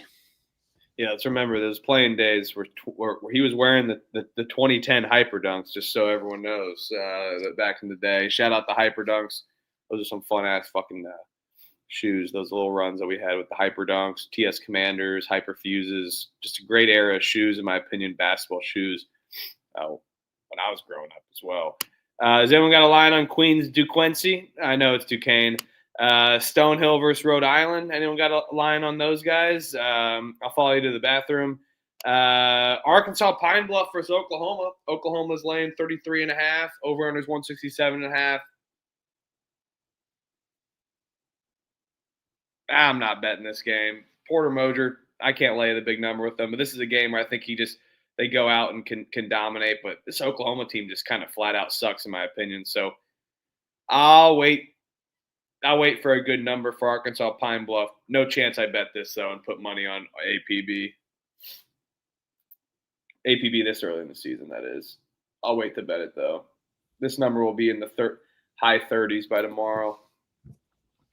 Yeah, I'll take Oklahoma minus the 33.5. No bet for me, though. I think it's a good bounce back spot for them after getting their ass kicked by Gonzaga. I think they can return home and kind of lay the wood on an inferior opponent. However, it does scare me that they're on kind of a short rest situation coming back from Washington. So that's why I'm going to lay off the bet. But it looked like if you go back to that one banner, the Queens game, I've got a line in that one for you. I've got Duquesne laying 12.5 with the over under at 159.5. And I can type that in real quick. Oh, you already got it. I'll take Queens with the points. I don't know if I'll bet. I mean, I might wait to bet this as well. I think people are going to bet Duquesne, but it seems like a lot of points. This Queens team, they're a little feisty. I mean, they kind of play that LA Fitness basketball. Duquesne's got a good system going with Drew Joyce. They're pouring into their basketball program. So, but just laying that many points naturally at home seems like a lot. So I'll take Queens plus 12.5 on their hopefully able to make some shots, make some threes. Yeah, I agree. I'm over 2 betting Queens, so I kind of want to maybe lay off of this one. But I might have to go back to the well and just bet Queens plus the points again. And one of these days, hopefully they'll cover and they won't be one of those teams that start out 0-15 ATS, hopefully. But yeah, Queens plus the points would be the play for me.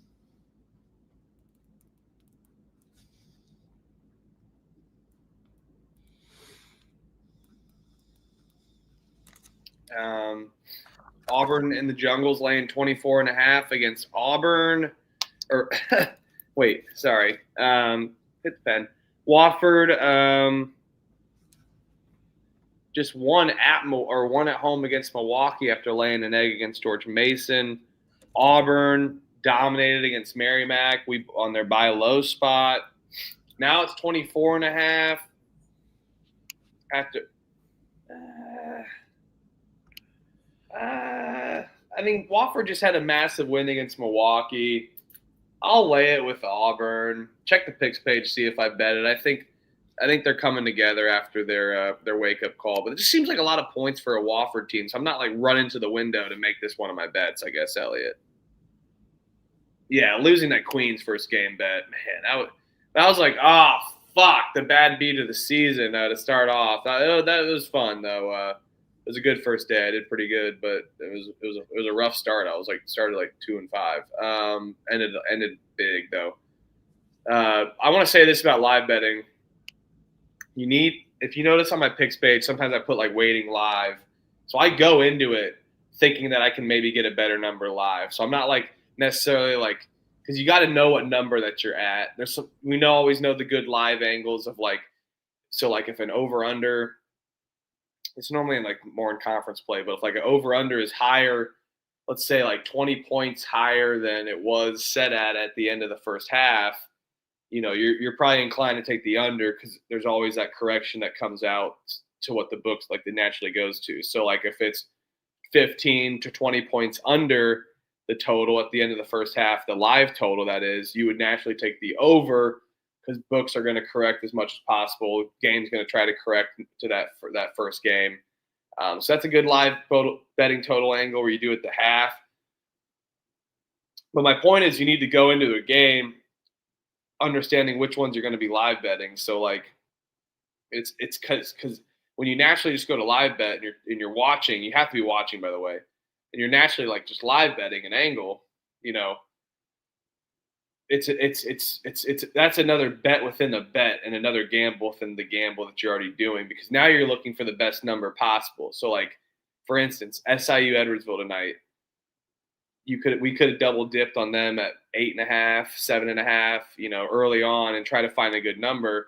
Looks nice for the most part. Well, then none of that number covers. So that's where you need to be kind of just weary to be able, I got to find a good number. This is where I need to find out, like, this is the peak of the number. If you're betting like an under, like a plus money, like where that they're going to be coming back here. So just keep an eye out for that, and definitely have some games that you're going into with the live betting angles as well. So yeah, I'll lay it with Auburn. Check the picks page if I bet this. What about you, Elliot? Yeah, I will say, to just kind of add to that, the one thing I also do is I never double up.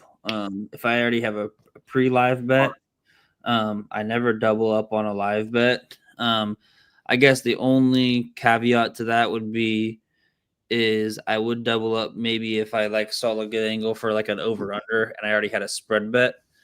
But I'll never double up and get a double spread on the same team. Doesn't mean like I might not maybe try to middle something every now and then, depending on how it's going or what it's looking at. But generally, if I already say, like you bring out that Auburn game, I'll lay it with Auburn as well. But if I have pre-flop Auburn minus 24.5, and then, I can get Auburn at minus 17.5 or something like that. I'm never going to go back into it just because I don't want to have double the money on. I know it's not the same number, but on the same kind of side, if that makes sense. Yeah, man. I mean, Jerry's spot on. Yeah, that over under definitely a play. You got to be dialed. You got to write. I write down the spreads, and I'll be like looking at halftime of each one, just seeing what's going on. So yeah, definitely a worthy live bet here. Oh, I know what I'm betting in this game. I want to see what you're betting in this game. Missouri State's laying 2.5. Over under is 151.5. Missouri State, Kwanzo Martin, interesting team. Let's see, why am I missing this game? There we go. Arkansas State lost on the road at Stephen F. Austin by 25. After their road win against Ohio. And then Missouri State's just been playing nobodies for the most part. 88-70 first game, and then 106-56. So those against nobodies. Now Missouri State's only laying a point. There's Arkansas State, who's doing some tough road spots, going all around. Do they get it on the road, Elliot? Yeah, I'll take Arkansas State plus the points. I think that they've tested themselves by going on the road, going to Ohio, and then going to Stephen F. Austin. Like you said, Missouri State, they haven't really played anybody. Northwestern Oklahoma State, Missouri Southern State. So 2D2s, which they've looked good in, of course, as you should. But now you get your first test at the D1 ranks at home against the Arkansas State Red Wolves team, who's been pretty good. I mean, albeit the 25-point loss to Stephen F. Austin, but, you know, I tend to not overreact to a big loss like that. So, yeah, I'll take Arkansas State here. I don't mind doing that. I'm pretty low on Missouri this year, or Missouri State, I should say, this year. So give me Arkansas State. Yeah, I'm absolutely low on Missouri State. Been low on them. Was low on them last year. It was a great call out. They were struggling against these NAI teams. But I do have to agree with Danny Dumbshit. This line freaking reeks. But I don't know. I feel like the books are just like, whatever, throw it out there. Missouri State's a decent program. I have no idea what the books are thinking, actually. So, yeah, this did scare me, but I did bet Arkansas State plus 2.5. We could maybe even see a line flip here. So yeah, give me I'm going to take Arkansas State with the points. And I already did plus 2.5 against Missouri State on the road. They continue their road spot going 1-2 on the road before in their final stop. And an easier travel spot as well. I think this is a line set by Ken Palm. Books are just setting it off Ken Palm. I mean, you look at Ken Palm. Weird though, man. Why is Missouri State favored? Is it just home? I don't get it. Why was Xavier favored against Santa Clara? No shit. I mean, it's a good point. I bought the bait. I was like a fish out in the water. I was like, minus 2.5. This feels like a buy low spot for Xavier. No, they're bad. I mean, I know Missouri State's bad, but this line reeks, man. It does. But I took Arkansas State. I'm diving into funk. Are you taking Arkansas State as well? Yeah. Really? No, 100%. Really? Yeah. Arkansas State on the road. Let's go.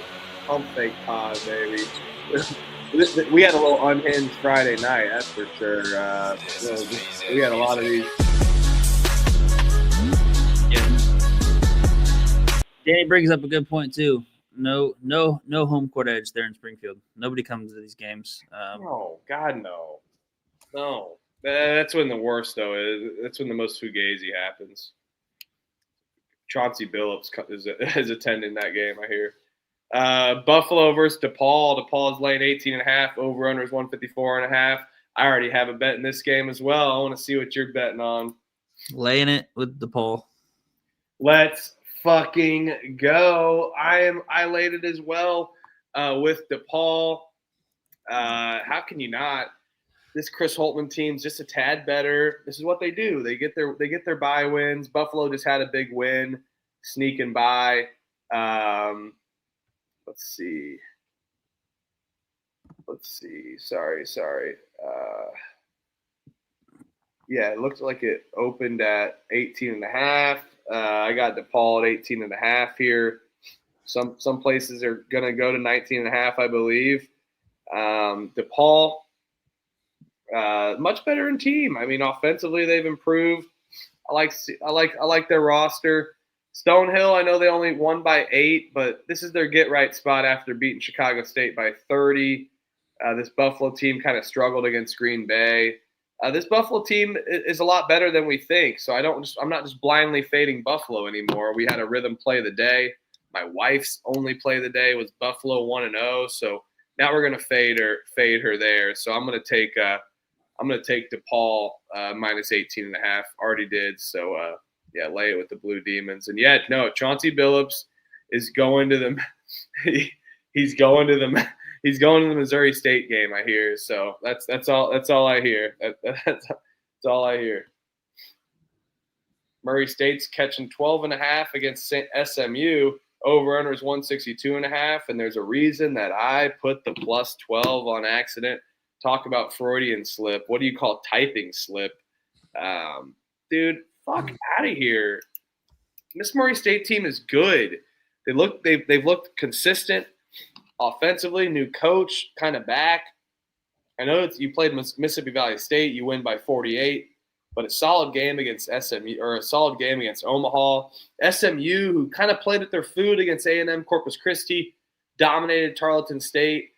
I think they kind of play with their food here, and they go in and realize that the books even know that Murray State's a competitive program, a much improved roster with their new coach. So give me the Racers here, plus 12.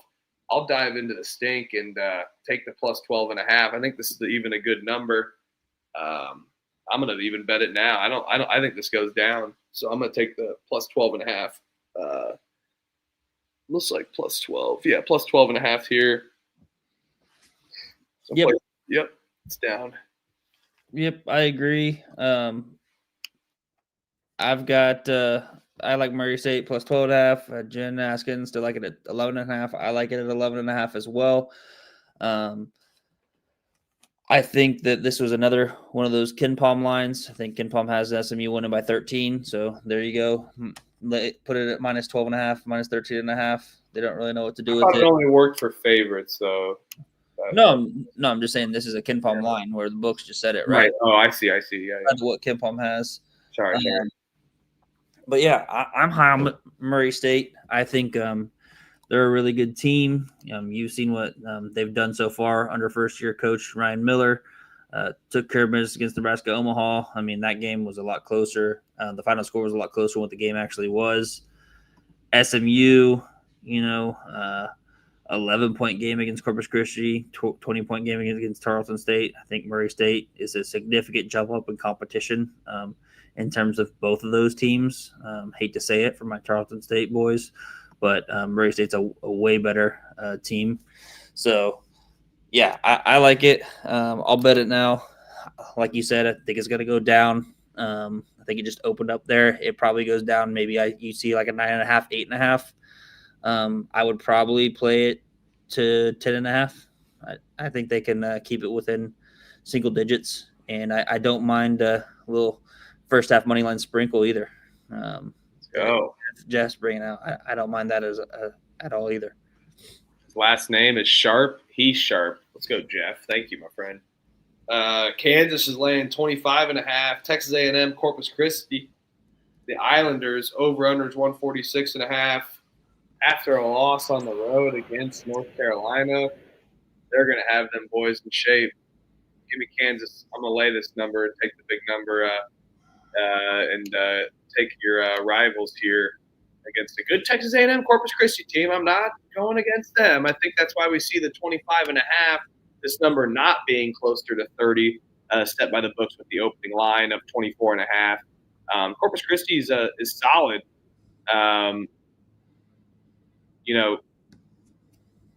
They played SMU like we just talked about. Tarleton State, you lose.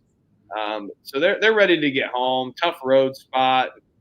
Kansas traveling back. They'll step their defense up and kick the shit out of Corpus Christi. Unfortunately, give me Kansas. I think the number's so low, Brandon, because Corpus Christi is a really good team. They definitely improved their top competitor in their conference. I think this is more so. Definitely wait on this if you like Texas A&M Corpus Christi. That's why I took the Kansas number. I think it does get up close to 30 by the end of it, but the books know that Corpus Christi is a solid team. I think Kansas comes out hot after their loss in Chapel Hill. Yeah, I agree. I'll lay it with KU here. I think this is just a no-brainer spot to lay it with Self after a loss. He's going to get everybody ready, get everybody amped up, and they'll just kick the shit out of this team. Texas A&M Corpus Christi, third straight road game. Then they go to Oklahoma State on Sunday. Not sure if they'll go home between now and then, but tough little patch for them. SMU, Tarleton State, that was kind of the one that maybe they could have gotten, but Tarleton State ended up beating them by 8 there on Saturday. Now they're gonna take their ass kickings against KU and Oklahoma State and then head on home. So yeah, I like KU here. Lay it with the 25.5. All right, we're going back in time. Rhode Island's laying 13.5 against Stonehill. Over-under is 149.5. Get the hell out of here. I'll take Stonehill plus 13.5. No bet for me, though. Screw this. I'm not betting on this game. I can't take points with Stonehill, or I can't put money on Stonehill just quite yet. Rhode Island likes to beat up on these teams, but I for sure as hell am not laying that many points with an Archie Miller team. So I'm biased against Archie Miller if you guys haven't figured it out yet. I'll take Stonehill plus 13.5. No chance I'm betting this, by the way. Yeah, I'm not betting it either, but I'll spar with you.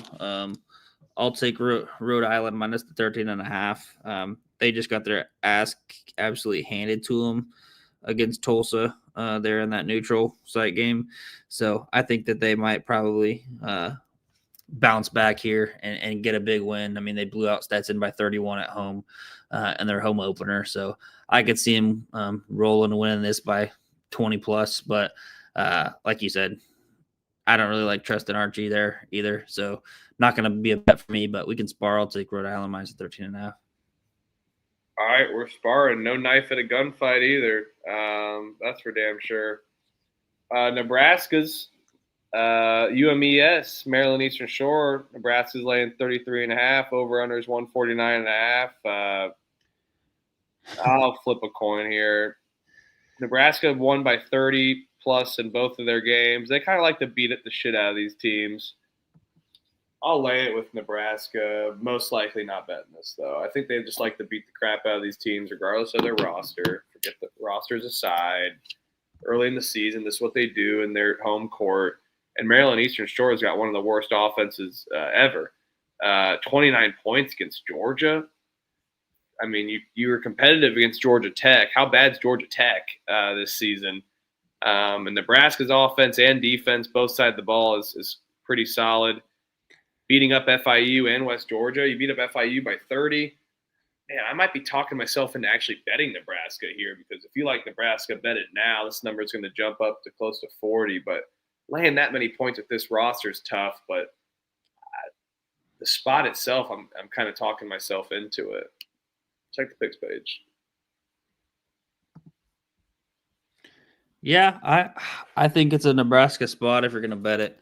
I love that we all have added the plural, like Nebraskas. You even said Nebraskas there, and Brandon Singh in the chat. Shout out Brandon Singh. He's saying Nebraskas. I love it.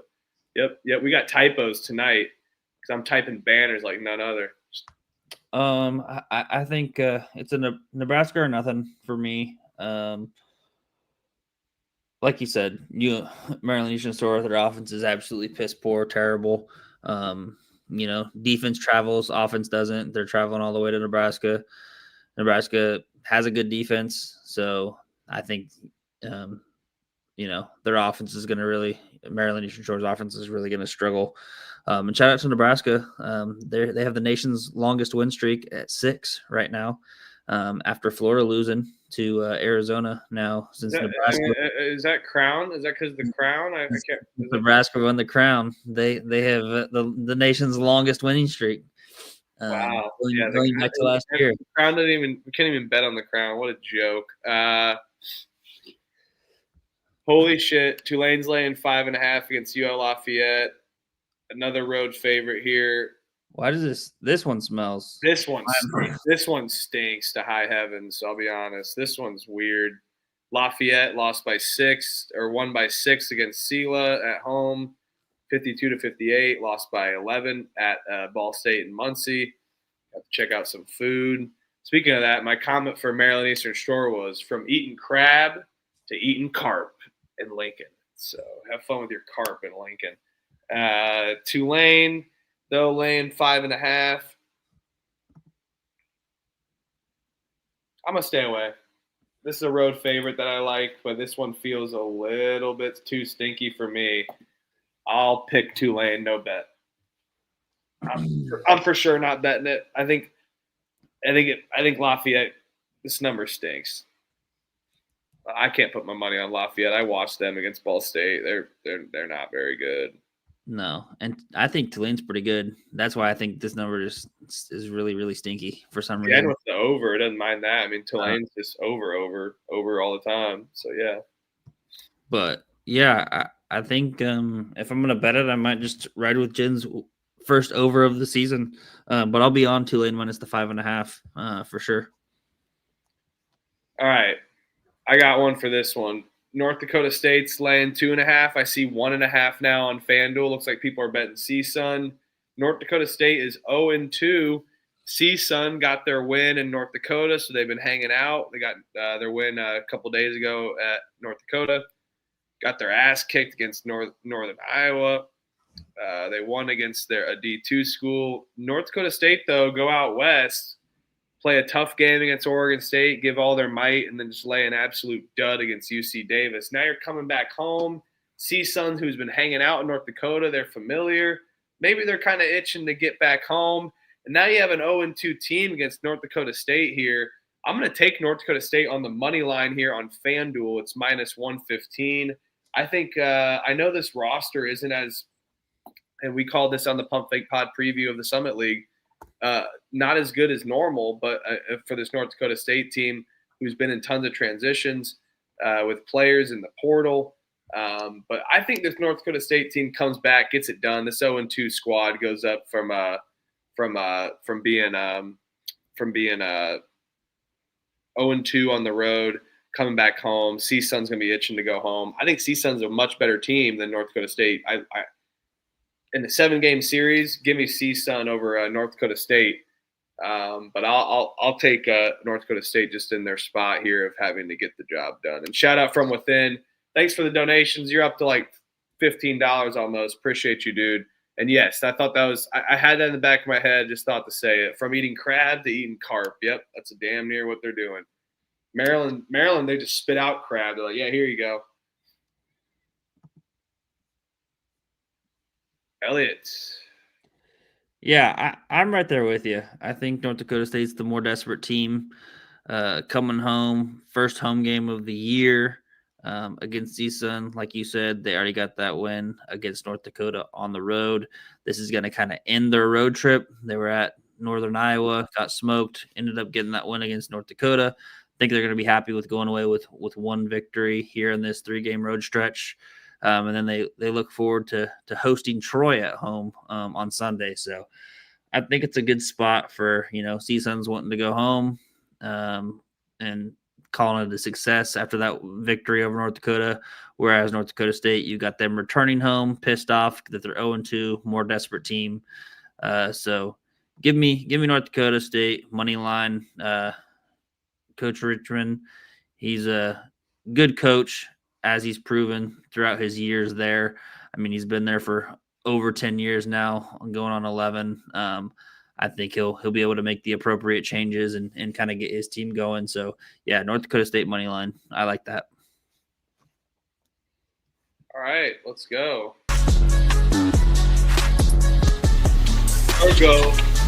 Fargo.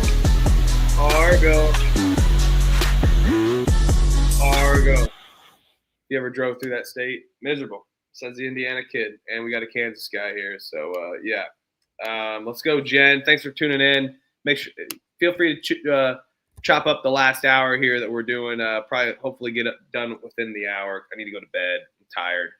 Need to call night when you get to Illinois. Tomislav Avishkas will be out with injury, but now we have a backup Avishkas. Yeah, they got guys on deck. Everyone makes fun of Matt Painter for going to get a tall European guy.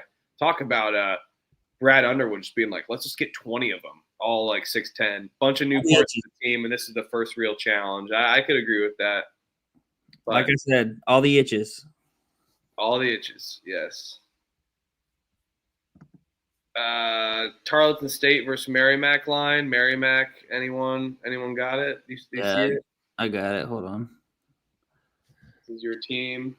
Give me a second. I just had it, and then it refreshed. Tarleton State lane 4.5. And the over-under 142.5. I can edit it if you need me to. I'm not betting this game. I'm gonna fade. I gotta break the curse for Tarleton State. I'll fade them.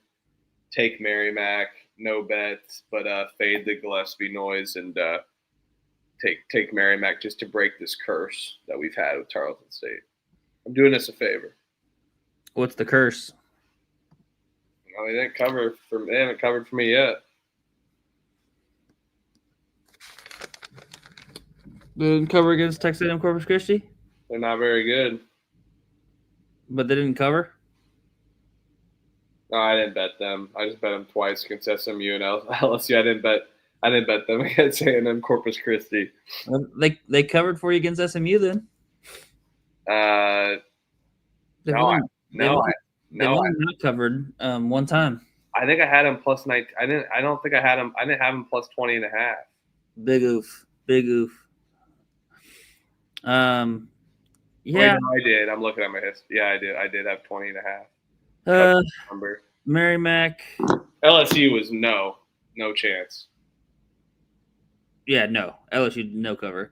I don't know. Yeah, give me Tarleton minus the points. This is at home for Tarleton, by the way. Yeah, they do have Baylor on deck at Baylor. Not necessarily like they're looking forward to that game, but just that's a big time game for them to kind of show out. Merrimack, fresh off of that complete ass whooping against Auburn. So are they just licking their chops now, or are they looking to kind of get redemption here? Yeah, this is a weird line. Minus 4.5. I'll take Tarleton State minus the 4.5, but don't know if I'm gonna bet it on there. Yeah, fuck that. We're betting this game though. Kentucky versus Louisville. I like to say Louisville. Battle for Kentucky. Another missed typo there. Minus 4.5 for Louisville. Over-under is 173.5. This game is at the KFC Yum Center. Wasn't impressed with their home crowd as of late. With Louisville's best roster that they've had, even though they had a solid team last year. Weren't they a 9 seed last year in the NCAA tournament, or an 8 seed? I can't remember. It was an 8 or 9. And I think they ended up losing, I'm pretty sure, in their first round. But yeah, against Creighton, that was my first. That was a 1-0 spot, first game of the year of the tournament. Creighton was easy. So yeah, disappointing for Louisville. Kentucky though, man, they banged up without Jalen Lowe. They got right back with Valparaiso after a slow start to Nichols. So I think I was spot on there with my they couldn't afford a look ahead spot to Louisville just because the way they played the Nichols. And obviously Louisville wasn't looking ahead. They beat up on Jackson State. They beat up on South Carolina State. Depending on the number you got, if you bet the pump fake pod Louisville minus 33.5, you covered. Don't cover on the number, the closing number. So yeah, man, these teams hate each other. They normally play in like December, so it's kind of cool to see that. But we got, I love this early matchup here. Going to be an absolute barn burner. Kentucky, man, Kentucky and Louisville plays Indiana. Love the old. This feels like early 2000s. mid-2000s Indiana basketball, finally playing these Louisville, Kentucky teams. Now they're playing a little earlier. These teams hate each other, man. Mark Pope gets the rivalry. I'm gonna take Kentucky with the points on the road. I think Kentucky can outmatch Louisville. Both these teams are gonna hate each other. Kentucky's defense is pretty solid, although they kind of are forced to be with their lack of offense compared to other teams that they've had in the past few years. But I know Kashawn Pryor. There's a lot of guys that I like on Louisville that can shoot the ball well. They got this kind of camaraderie that's different. But now that with Kentucky's got 2 games under their stretch, both these teams definitely hate each other. I feel like Louisville's kind of coming into it too hyped up. Kentucky kind of remaining even keel, focused on what's next. Mark Pope, good coach. He'll get those guys running. I'll take Kentucky with the points on the road and fade this Louisville team. But yeah, I'm going to wait to bet this because it looks like people are betting Louisville. You could see 5 and 6 and whatnot. So yeah, I could see UK covering this number. So I'll wait to bet this till the end of the night here. But I'll take UK with the points. Come on, Oway, step up. They got to play better on offense to cover this number. So I think people that saw that see Louisville at home. Louisville's been putting up a lot of kind of animosity type shit. Sean Pryor said we fucking hate these guys in the some type of press room, or I think that was true. I got duped again potentially, but I think it was real. But so. Come on, you got to stamp that up on the wall, Mark Pope, in the locker room. Give me okay. Yeah, I think he said verbatim. I was just looking it up to see because I saw that earlier. He said, "We'll see you guys on Tuesday after a win. Fuck them." Yeah, hang that up in the locker room, Mark Pope. Hang that up in the locker room. Yeah, I think this line has just been kind of bouncing back and forth. It was up to 6.5. Now it's down to 4.5, 5.5. So it's kind of getting bet kind of all around. I want to wait and see what this does. I think I would feel a lot better at getting like a Kentucky at like 6.5, like Coach did earlier. I think that was a great play. Last year ended at an 8-point game. Kentucky beat Louisville last year. 83-75 there in December, like you said, Huff. It's going to be a rivalry game, so it's going to be close one way or the other. Over-under is a little too high for me to touch. So, yeah, I'll wait and see what this does. But if I can get a 6.5 again, I'll take Kentucky. But 4.5. It's funny. I don't feel confident in laying it with Louisville at the 4.5 number. Books are scared of going anything higher than 6.5. They know it. So I'm gonna take a 5.5 stab. Maybe that's like I said. I'll wait till the end of the show. But come on. Yeah, it's gonna be a great game. We all gotta watch that. Even YouTube TV subscribers figure it out.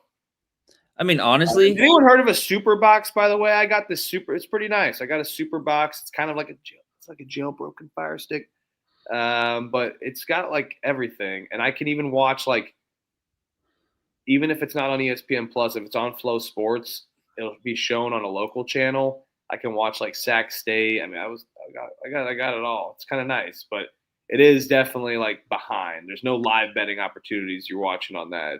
It's like behind like 30 seconds probably. I mean, with this being a rivalry, hear me out. Could we bet the under? I'm not betting under with these two team style of play. It could just be a tough, physical, grinded out battle. That's where I think Kentucky can win if they can slow. Like normally, this Kentucky team runs and guns, but if they can try to slow it down, I watched them try to run sets and stuff, and it was working. But I can't bet an under in this game. You can. All more power to you. No, it would be a shame. I'm just saying. It would be a shame on me if I took the under and this game ends in the 90s. Both teams scored in the 90s. I just think tough rivalry game. You would think it would be high scoring, but if it's super physical, just super aggressive, just kind of a grinded out slugfest. But you're right. I mean, with the way that these teams play, wouldn't be the smartest decision. But yeah, I'm gonna wait and see. I'll probably end up being on Kentucky, depending on if this number gets high enough. If not, I'll probably do. I might parlay this like money line piece, maybe a Louisville money line piece with something. Oh God, I'm gonna bet Kentucky. Ooh, I like the plus. I like seeing them at plus money and bet them plus money then. No, I'm gonna take them spread. Stephen F. Austin's catching 2.5 against Rice. Rice laying 2.5. Stephen F. Austin off a big win. Now they're catching points. I'll pick Rice minus 2.5. They're an improved roster. No bet for me though. Yeah, I'll fade the team off the 25-point win. Exactly. Give me Rice minus the 2.5. Nah, no bet for me. No, not. I could be talked into betting this one. Wyoming minus 5.5 against Austin Peay. Austin Peay. Let's see. What was I? Where are my notes? I just lost all my notes. Sorry, guys. Wyoming. Defensively, this could be a matchup. Austin Peay is pretty good. They can force turnovers. Wyoming, though, they scored 92 at home against Cal State Fullerton with the Sundance Wicks team that Trevor can't get to talk about. Austin Peay held Air Force to 20 points, but I think Air Force, honestly, I mean, God, did they let that guy wear the freaking stolen valor in Air Force? I mean, shit. What the hell? This guy's wearing stolen valor. Who gets away with it? Everyone's just like, yeah, it's cool. He's just playing dress up. Like, he respects everything. He's definitely going to be wearing it tomorrow for Veterans Day. Stolen valor. Allegedly. Wyoming. I gotta lay it here. I think this is a tough travel spot. They've been in elevation, so there's not really that much of a worry for that since they've been in elevation for probably since Thursday, Friday on their road spot. But they got a lot of road trips going. They're getting their money for early part in the season. So, but I think this Wyoming team is much improved with Sundance Wicks. I like Nasir Meyer and Leyland Walker. I think Austin Peay kind of can lay a dud here on defense. I don't think matching up with Air Force to Wyoming is a fair assumption on offense. Wyoming's a much better offense. So I think it kind of surprises them, even with how good Austin Peay's defense is. So I'll lay that weird number with Wyoming at home. Yeah, I'll lay it here. No real conviction on it. Probably not gonna bet this game.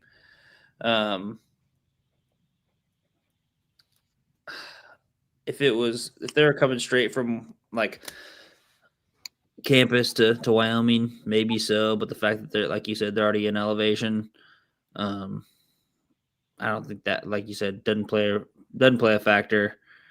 Weird kind of short little number here. Lay it with Wyoming. I won't be betting it.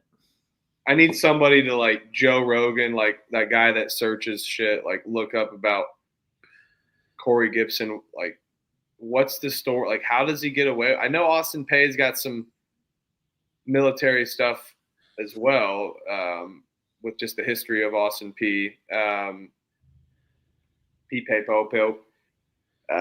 So, I love history. You got to shout out the historical nature there, but I don't know. It's not my favorite look, to be honest, with veterans in my family and whatnot. But anywho.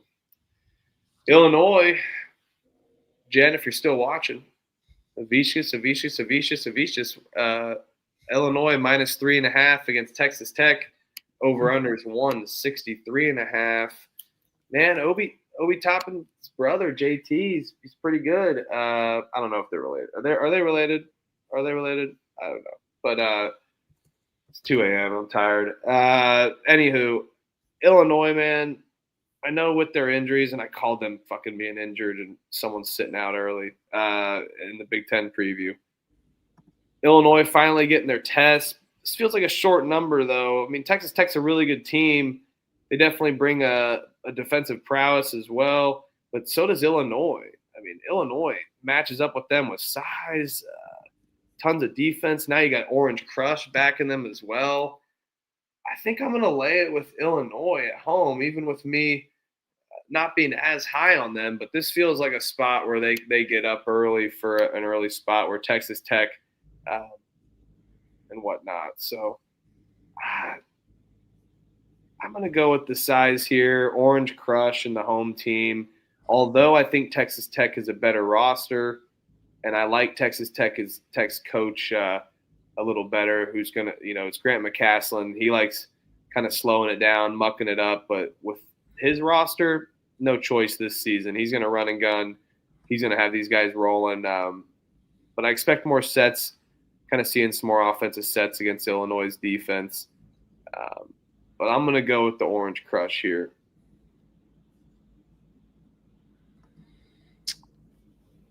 Yeah, I hate to fade Texas Tech here, but to me, feels like an Illinois spot. Yeah. I know Jen had said Zavonimir or whatever, Z Ivicic is out, is what I'm going to call him. But I just think that I'd rather back the home team here. Place is going to be lit for sure. I do like Texas Tech, though. I don't know, man. This is tough. I keep swaying both sides. Like, I can see that maybe Texas Tech has a little bit more experience. Obviously Illinois has Boswell there, but then the rest of them, not as experienced there in the backcourt for this first big-time game. So I could see that the Texas Tech guard play and just the veteran leadership, along with JT Toppin, would be able to exploit Illinois here. I go back and forth, but I'll go Illinois minus the 3.5. Texas Tech has struggled from the free throw line, so I'll bank on Illinois.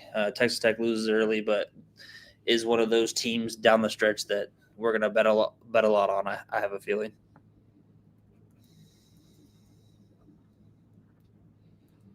Oh yeah, we're going to bet on Texas Tech, and we may be even fucking wrong tomorrow, to be honest. We can eat our words.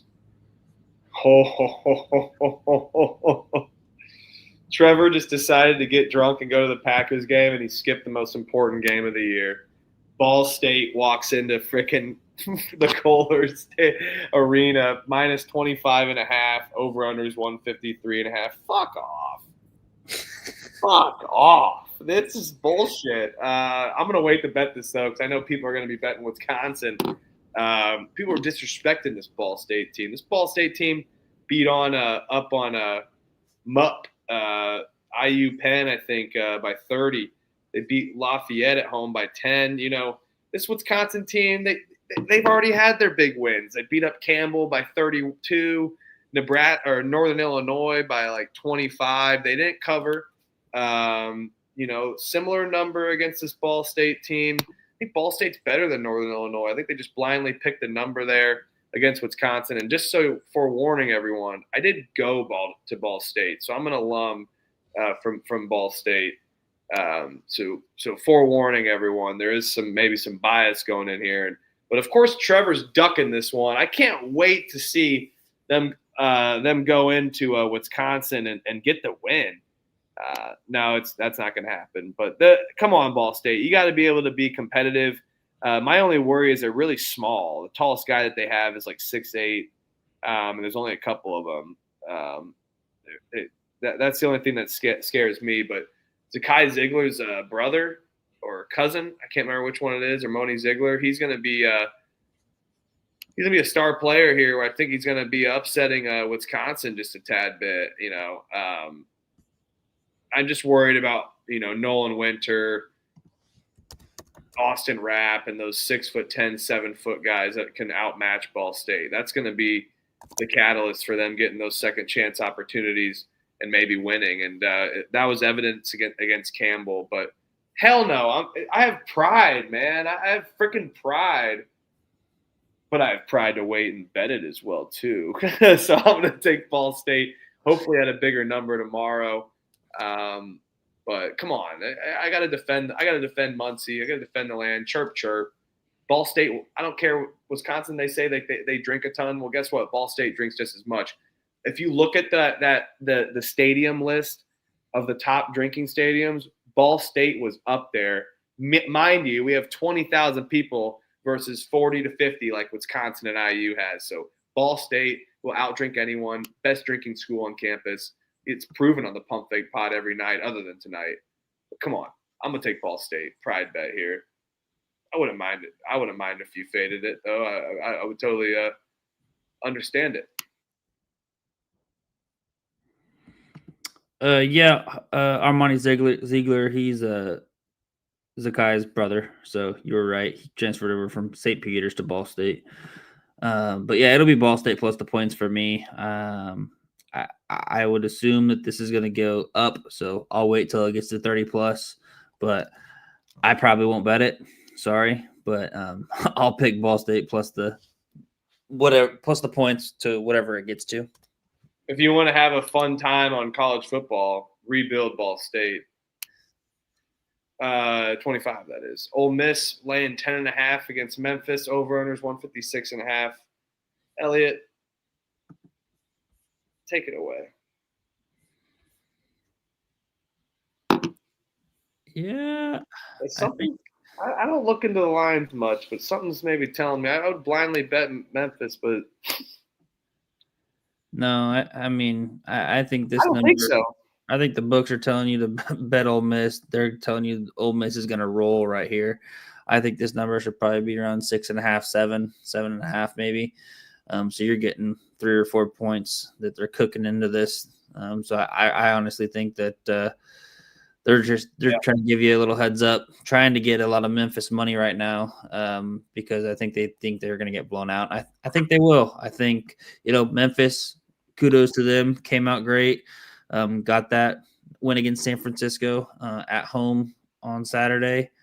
Shout out to them. But I think, now they're going up against the Mississippi team who not only is good on the offensive end, but also very good on the defensive end under Chris Beard as well. So I think they're really going to struggle, especially I know Trevor had brought up. That's why he kind of faded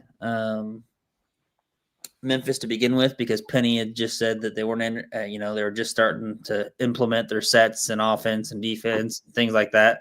I honestly didn't think that was a big deal against the San Francisco team just because they could out street ball them, as I quoted on Friday's show. But here you're not going to be able to out street ball an Ole Miss coach team and Chris Beard. So give me Chris Beard and Ole Miss. They roll. Here's an actual customer out here. What's the best kind of firearm to buy? Wouldn't you like to know, weather boy? Where are your parents? Kid's sketchy. Back to you guys. You got to look out for feral. Kid sketchy. Back to you guys. Chris Beard. Kid sketchy. Back to you guys. Wouldn't you like to know, weather boy? Yes, I would. Weather's going to be raining threes down there in Oxford.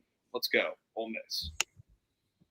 Loyola Marymount's laying 2.5 versus UTEP. I feel like this line kind of stinks. I like too many road favorites. Just feel like this UTEP team is just not the same. They've only got their status against D2 teams. I was about to say I haven't seen or watched UTEP at all, and then I looked at who they played. And I was like, oh, their football team's god awful. Well, no shit. No, there's no reason why I haven't watched them play yet. They've played two D2 teams. So yep. That's what I said. I think Loyola, though, first road spot. I'll just pick the vibe of UTEP, see what they're about, but I'm not betting this just because I need to see more from them. But I like too many road favorites. Loyola's probably better though, better team. Yeah, I agree. I think Loyola's better. It is a little sketchy to back this short little favorite here on the road. I mean, tough place to get to from Los Angeles to El Paso, Texas. That's quite the culture shock. But I don't know. I'll be on Loyola minus the 2.5. I don't think I'm not very high on UTEP this year. So I kind of want to bet it, but I'll wait and see. If I'm feeling frisky, I might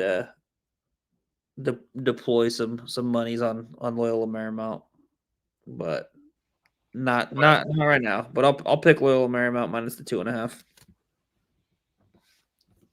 All right, Elliot, take us away yet again. Tag, you're it. Arizona laying 34.5 against little brother Northern Arizona. Has this number jumped? I'm looking right now. I'm still seeing 34.5 across the board, 164.5. I'll pick Northern Arizona. No bet for me. I'll let it ride. Maybe I will end up betting it, but I don't know. Fading Arizona's tough, but sometimes it's whatever they choose. They either come out and kick the shit, or they just like only win by like 20 something. Yeah, It's whatever they like decide. Like wake up and feel. It's weird. yeah, and I mean, Northern Arizona had a good showing against Drake, but then you saw that Drake also dropped that game to Robert Morris. So, was it as good of a showing, or is Drake just struggling a little bit here at the beginning of the year?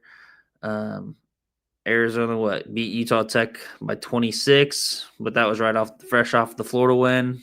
So a little sleepy spot there. They do have UCLA on the road, semi-away game. They're in the Intuit Dome. They're in Inglewood, California. That would be kind of an interesting arena to see a game or to watch a game at.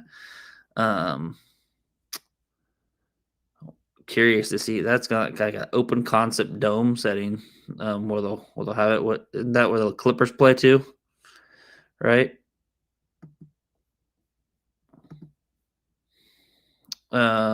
Give me an Northern Arizona on the points.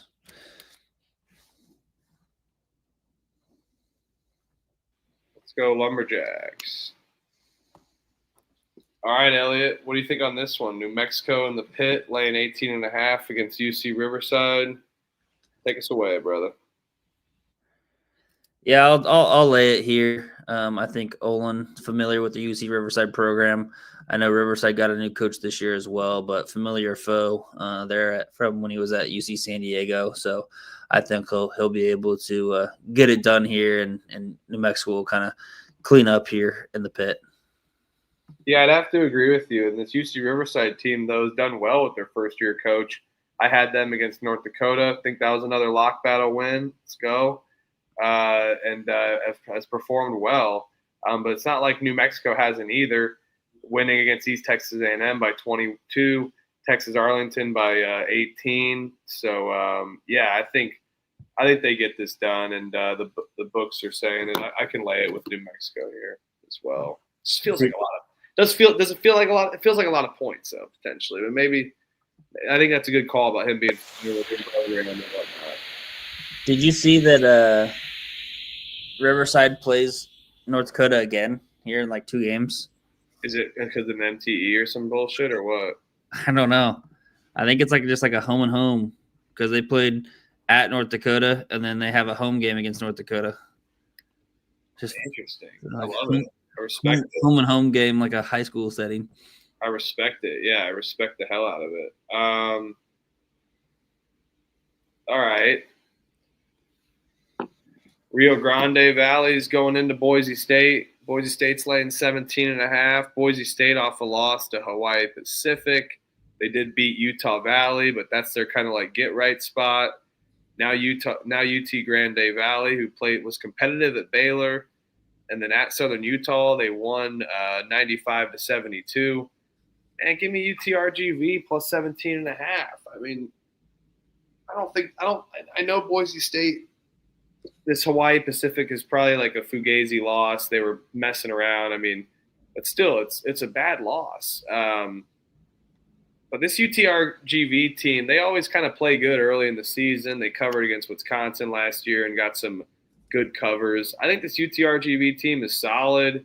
Give me them to cover against Boise State here. Yep, I'm right there with you. I think UTRGV is going to be a solid program this year, solid team. So I'll back them. The spot of spots was Boise State minus the 12.5 against Utah Valley in that bounce back. Now you don't necessarily have that. So, yeah, I think UTRGV can keep it within the 17.5. All right, Delaware goes into BYU. BYU's laying minus 35.5. Delaware is freaking atrocious.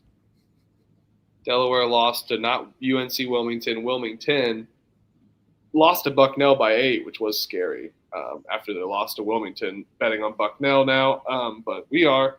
But BYU kicked the shit out of Holy Cross. I think they just want to beat up on these teams. Seems like a lot of points for a Delaware team. Like if I was just like no knowledge on any of the season this season and just blindly looking at Delaware plus 38.5 to BYU, I would take Delaware, or 35.5. I would take Delaware naturally just based on the programs itself. But this season's different. BYU's got the star and the stud. They got the hype and momentum. I think they can win. Check the picks page, see if I actually bet this though. Yeah, I mean, if you're gonna bet it now. It's gonna shoot up. Just interesting spot for Delaware. I mean, you play that game on Friday against Wilmington University D2 there in Delaware. Then you travel to BYU, and then you come home. You got a week off. You come home and play St. Peter's. So just weird. Usually you see these teams like Holy Cross, they played at Utah tonight. So you would typically see these teams go out there, play BYU, then play Utah, or play BYU and then maybe play like a Weber State or somebody out there. So just kind of an interesting spot where they're going out for one game and heading straight back. So I think they're there to take the money, get the ass kicking done, and come home. So, yeah, lay it with BYU for me. All right, little like intrastate battle again. I love these intrastate battles here. Tons of them here on the college basketball sphere. Virginia minus 23.5 against Hampton. Over under is 148.5. I feel like we can lay it. I'm gonna even be enticed to take the Hampton team total under 64.5. I think that Hampton runs and guns, but Virginia could definitely squander that.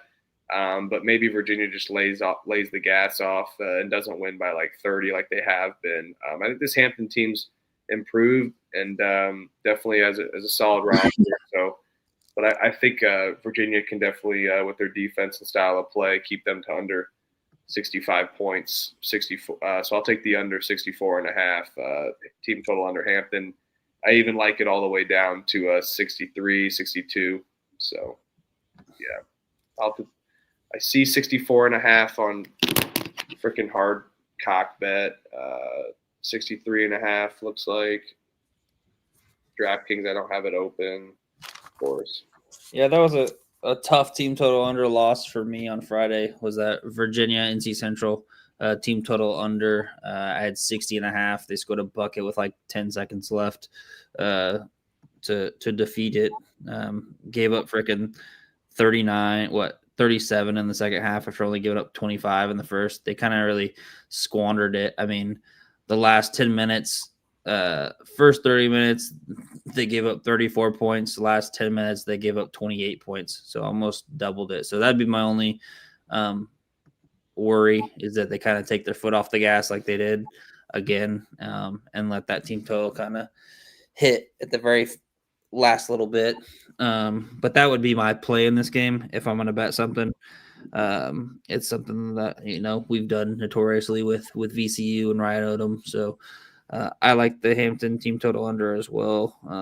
64.5. I think Virginia just plays so slow.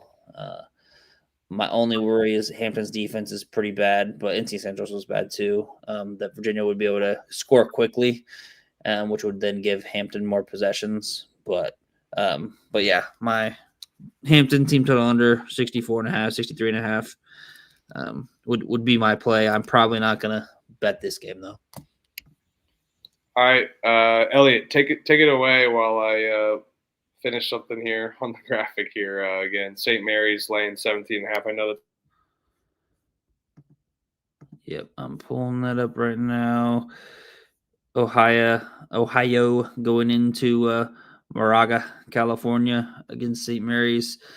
St. Mary's laying the 16.5. Let me look and see, make sure nothing's really changed there. I'm seeing 17.5, 18.5 even. So it's shot up a few points already. Looking like the over-under is at 144.5. So that's staying pretty consistent.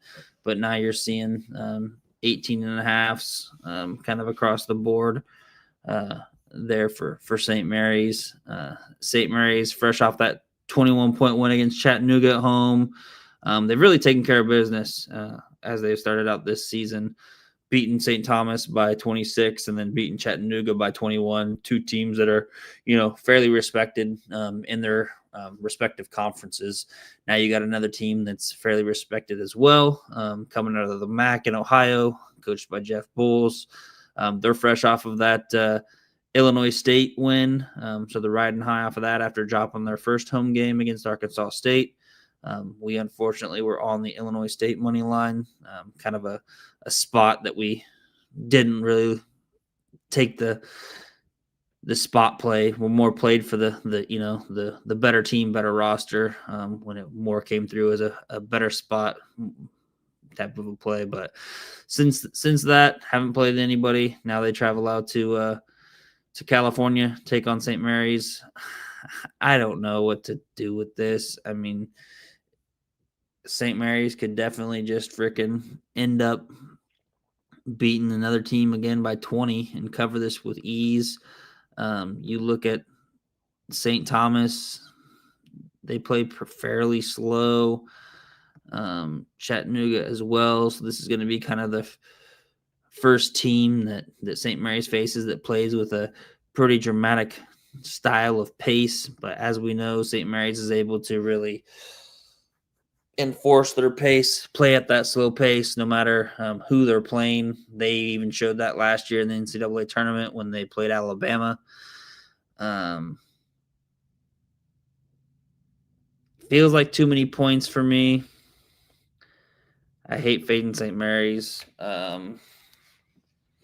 I'll take Ohio plus the points, but I'm not confident in betting them. Like I said, I think I could see St. Mary's rolling by 20 and winning again by another 20 piece. So that's gonna keep me off of the bet for sure. Yeah, I like St. Mary's here. I think this Ohio team is just kind of off to a rough start, but they'll get right. Cal State Bakersfield's laying 5.5. Hell no. Give me Western Illinois plus 5.5. No bet for me. I like this Leatherneck's team this year, though.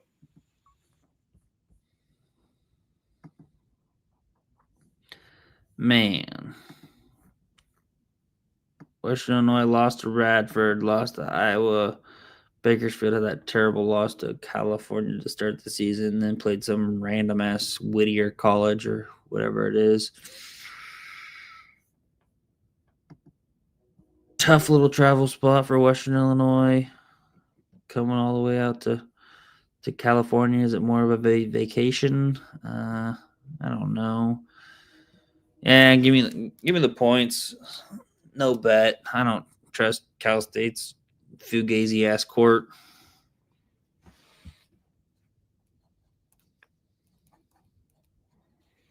And their fugazi-ass coaching staff. All right, Elliot, you get a good one.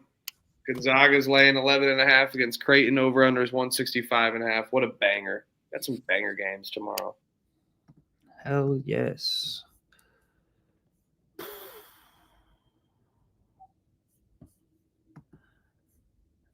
I mean, I think Creighton can keep it competitive here. I think they're better than Oklahoma, and this is kind of the same line that we were seeing with Oklahoma and Gonzaga. I mean, this one I think it's in the kennel though this time, isn't it? Last one was at that arena, but I think this one is actually at the kennel, so that could be a little bit of a tough little spot. Maybe I'll just freaking blind bet the over here with Creighton being able to put up a bunch of points. But it seems like too many points for me.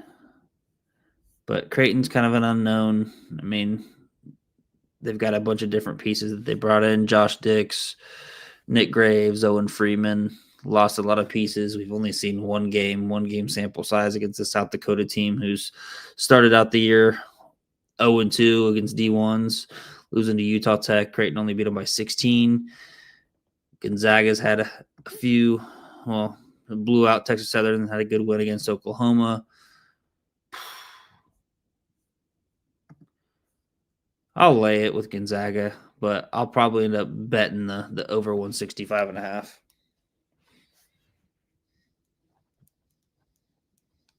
Hey, yeah, I like that over as well too, but I don't know, man. I think this Gonzaga team definitely could win by a ton, but Creighton plays with a little more pride. I'll take Creighton with the points, especially if they're getting that same number as Oklahoma had.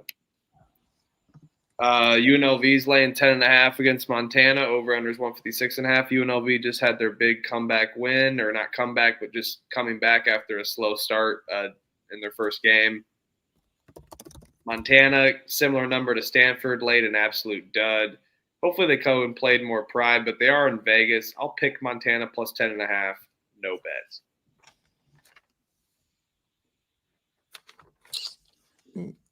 Yeah. I'll pick Montana as well. Disappointing effort for me in that first game. But UNLV, we saw losing outright to UT Martin. How can we back them as a 10.5 point favorite?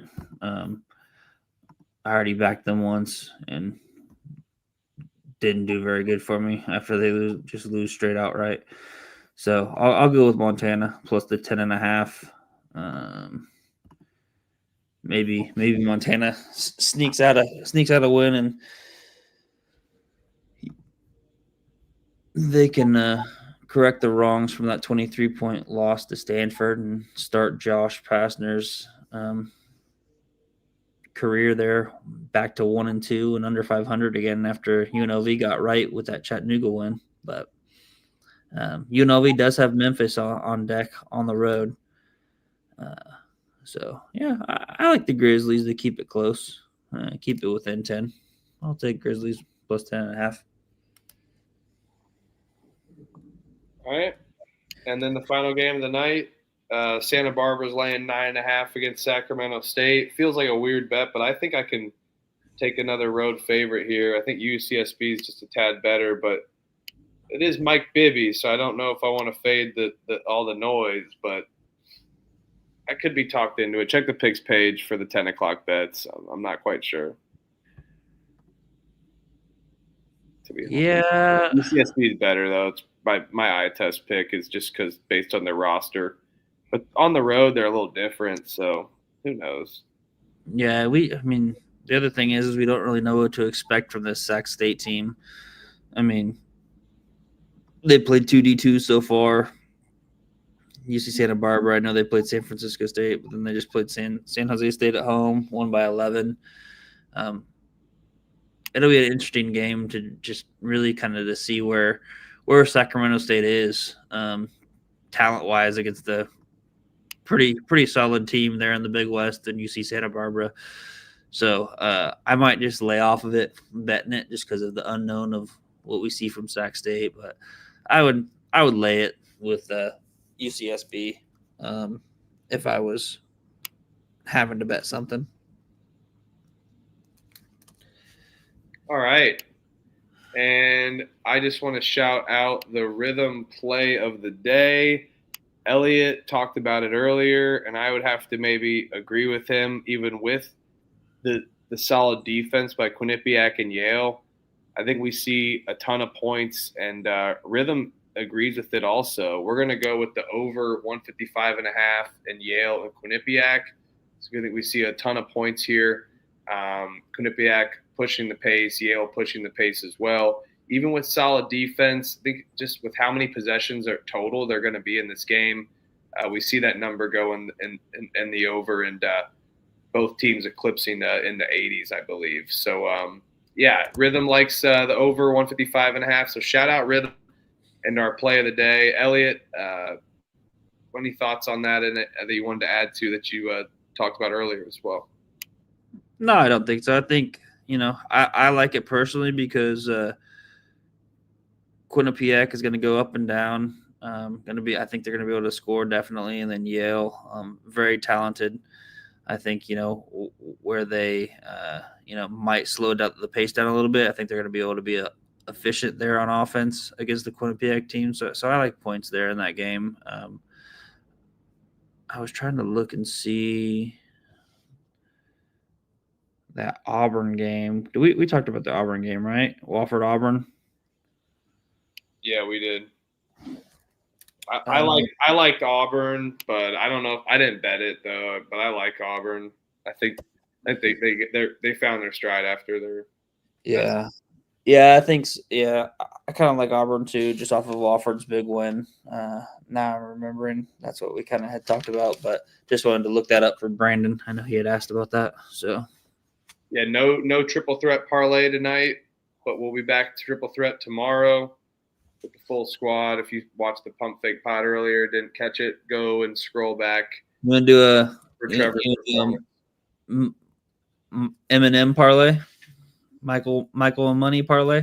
I'm even down to just chop up one of our 2-team money line parlays. Those are 2-0, right? We could even do a favorite, like one of those 2-team money line parlays.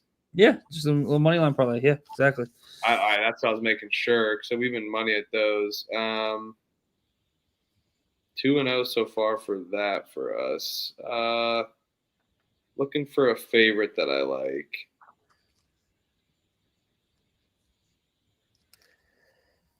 I'll start out the day going Iona money line. Wow, starting off the day just absolutely hot.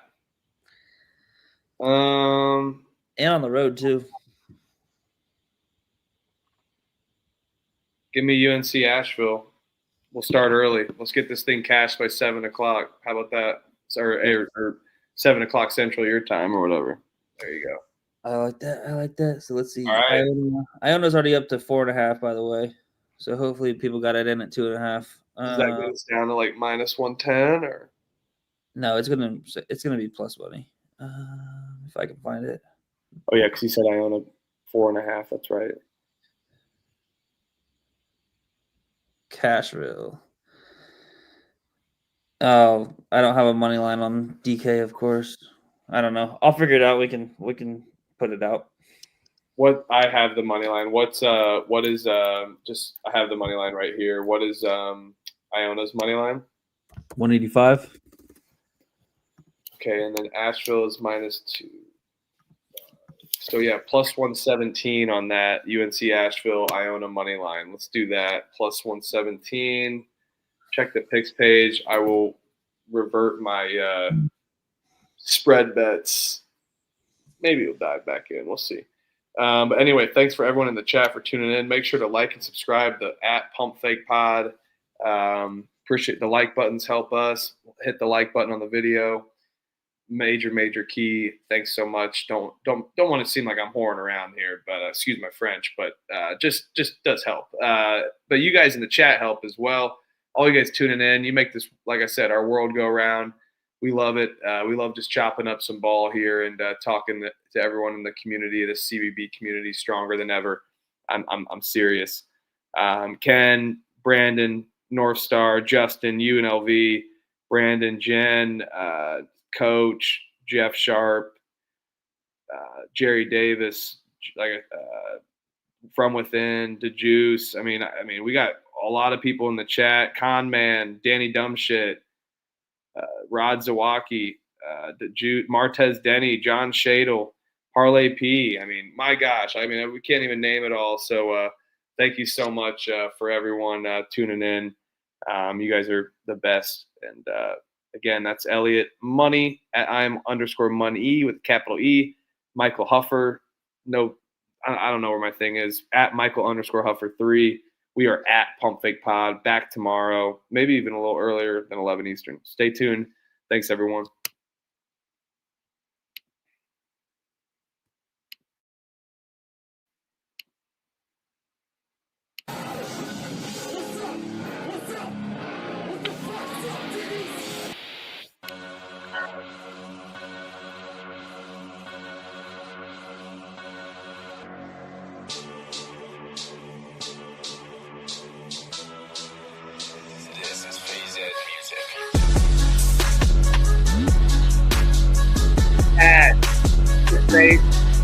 anymore.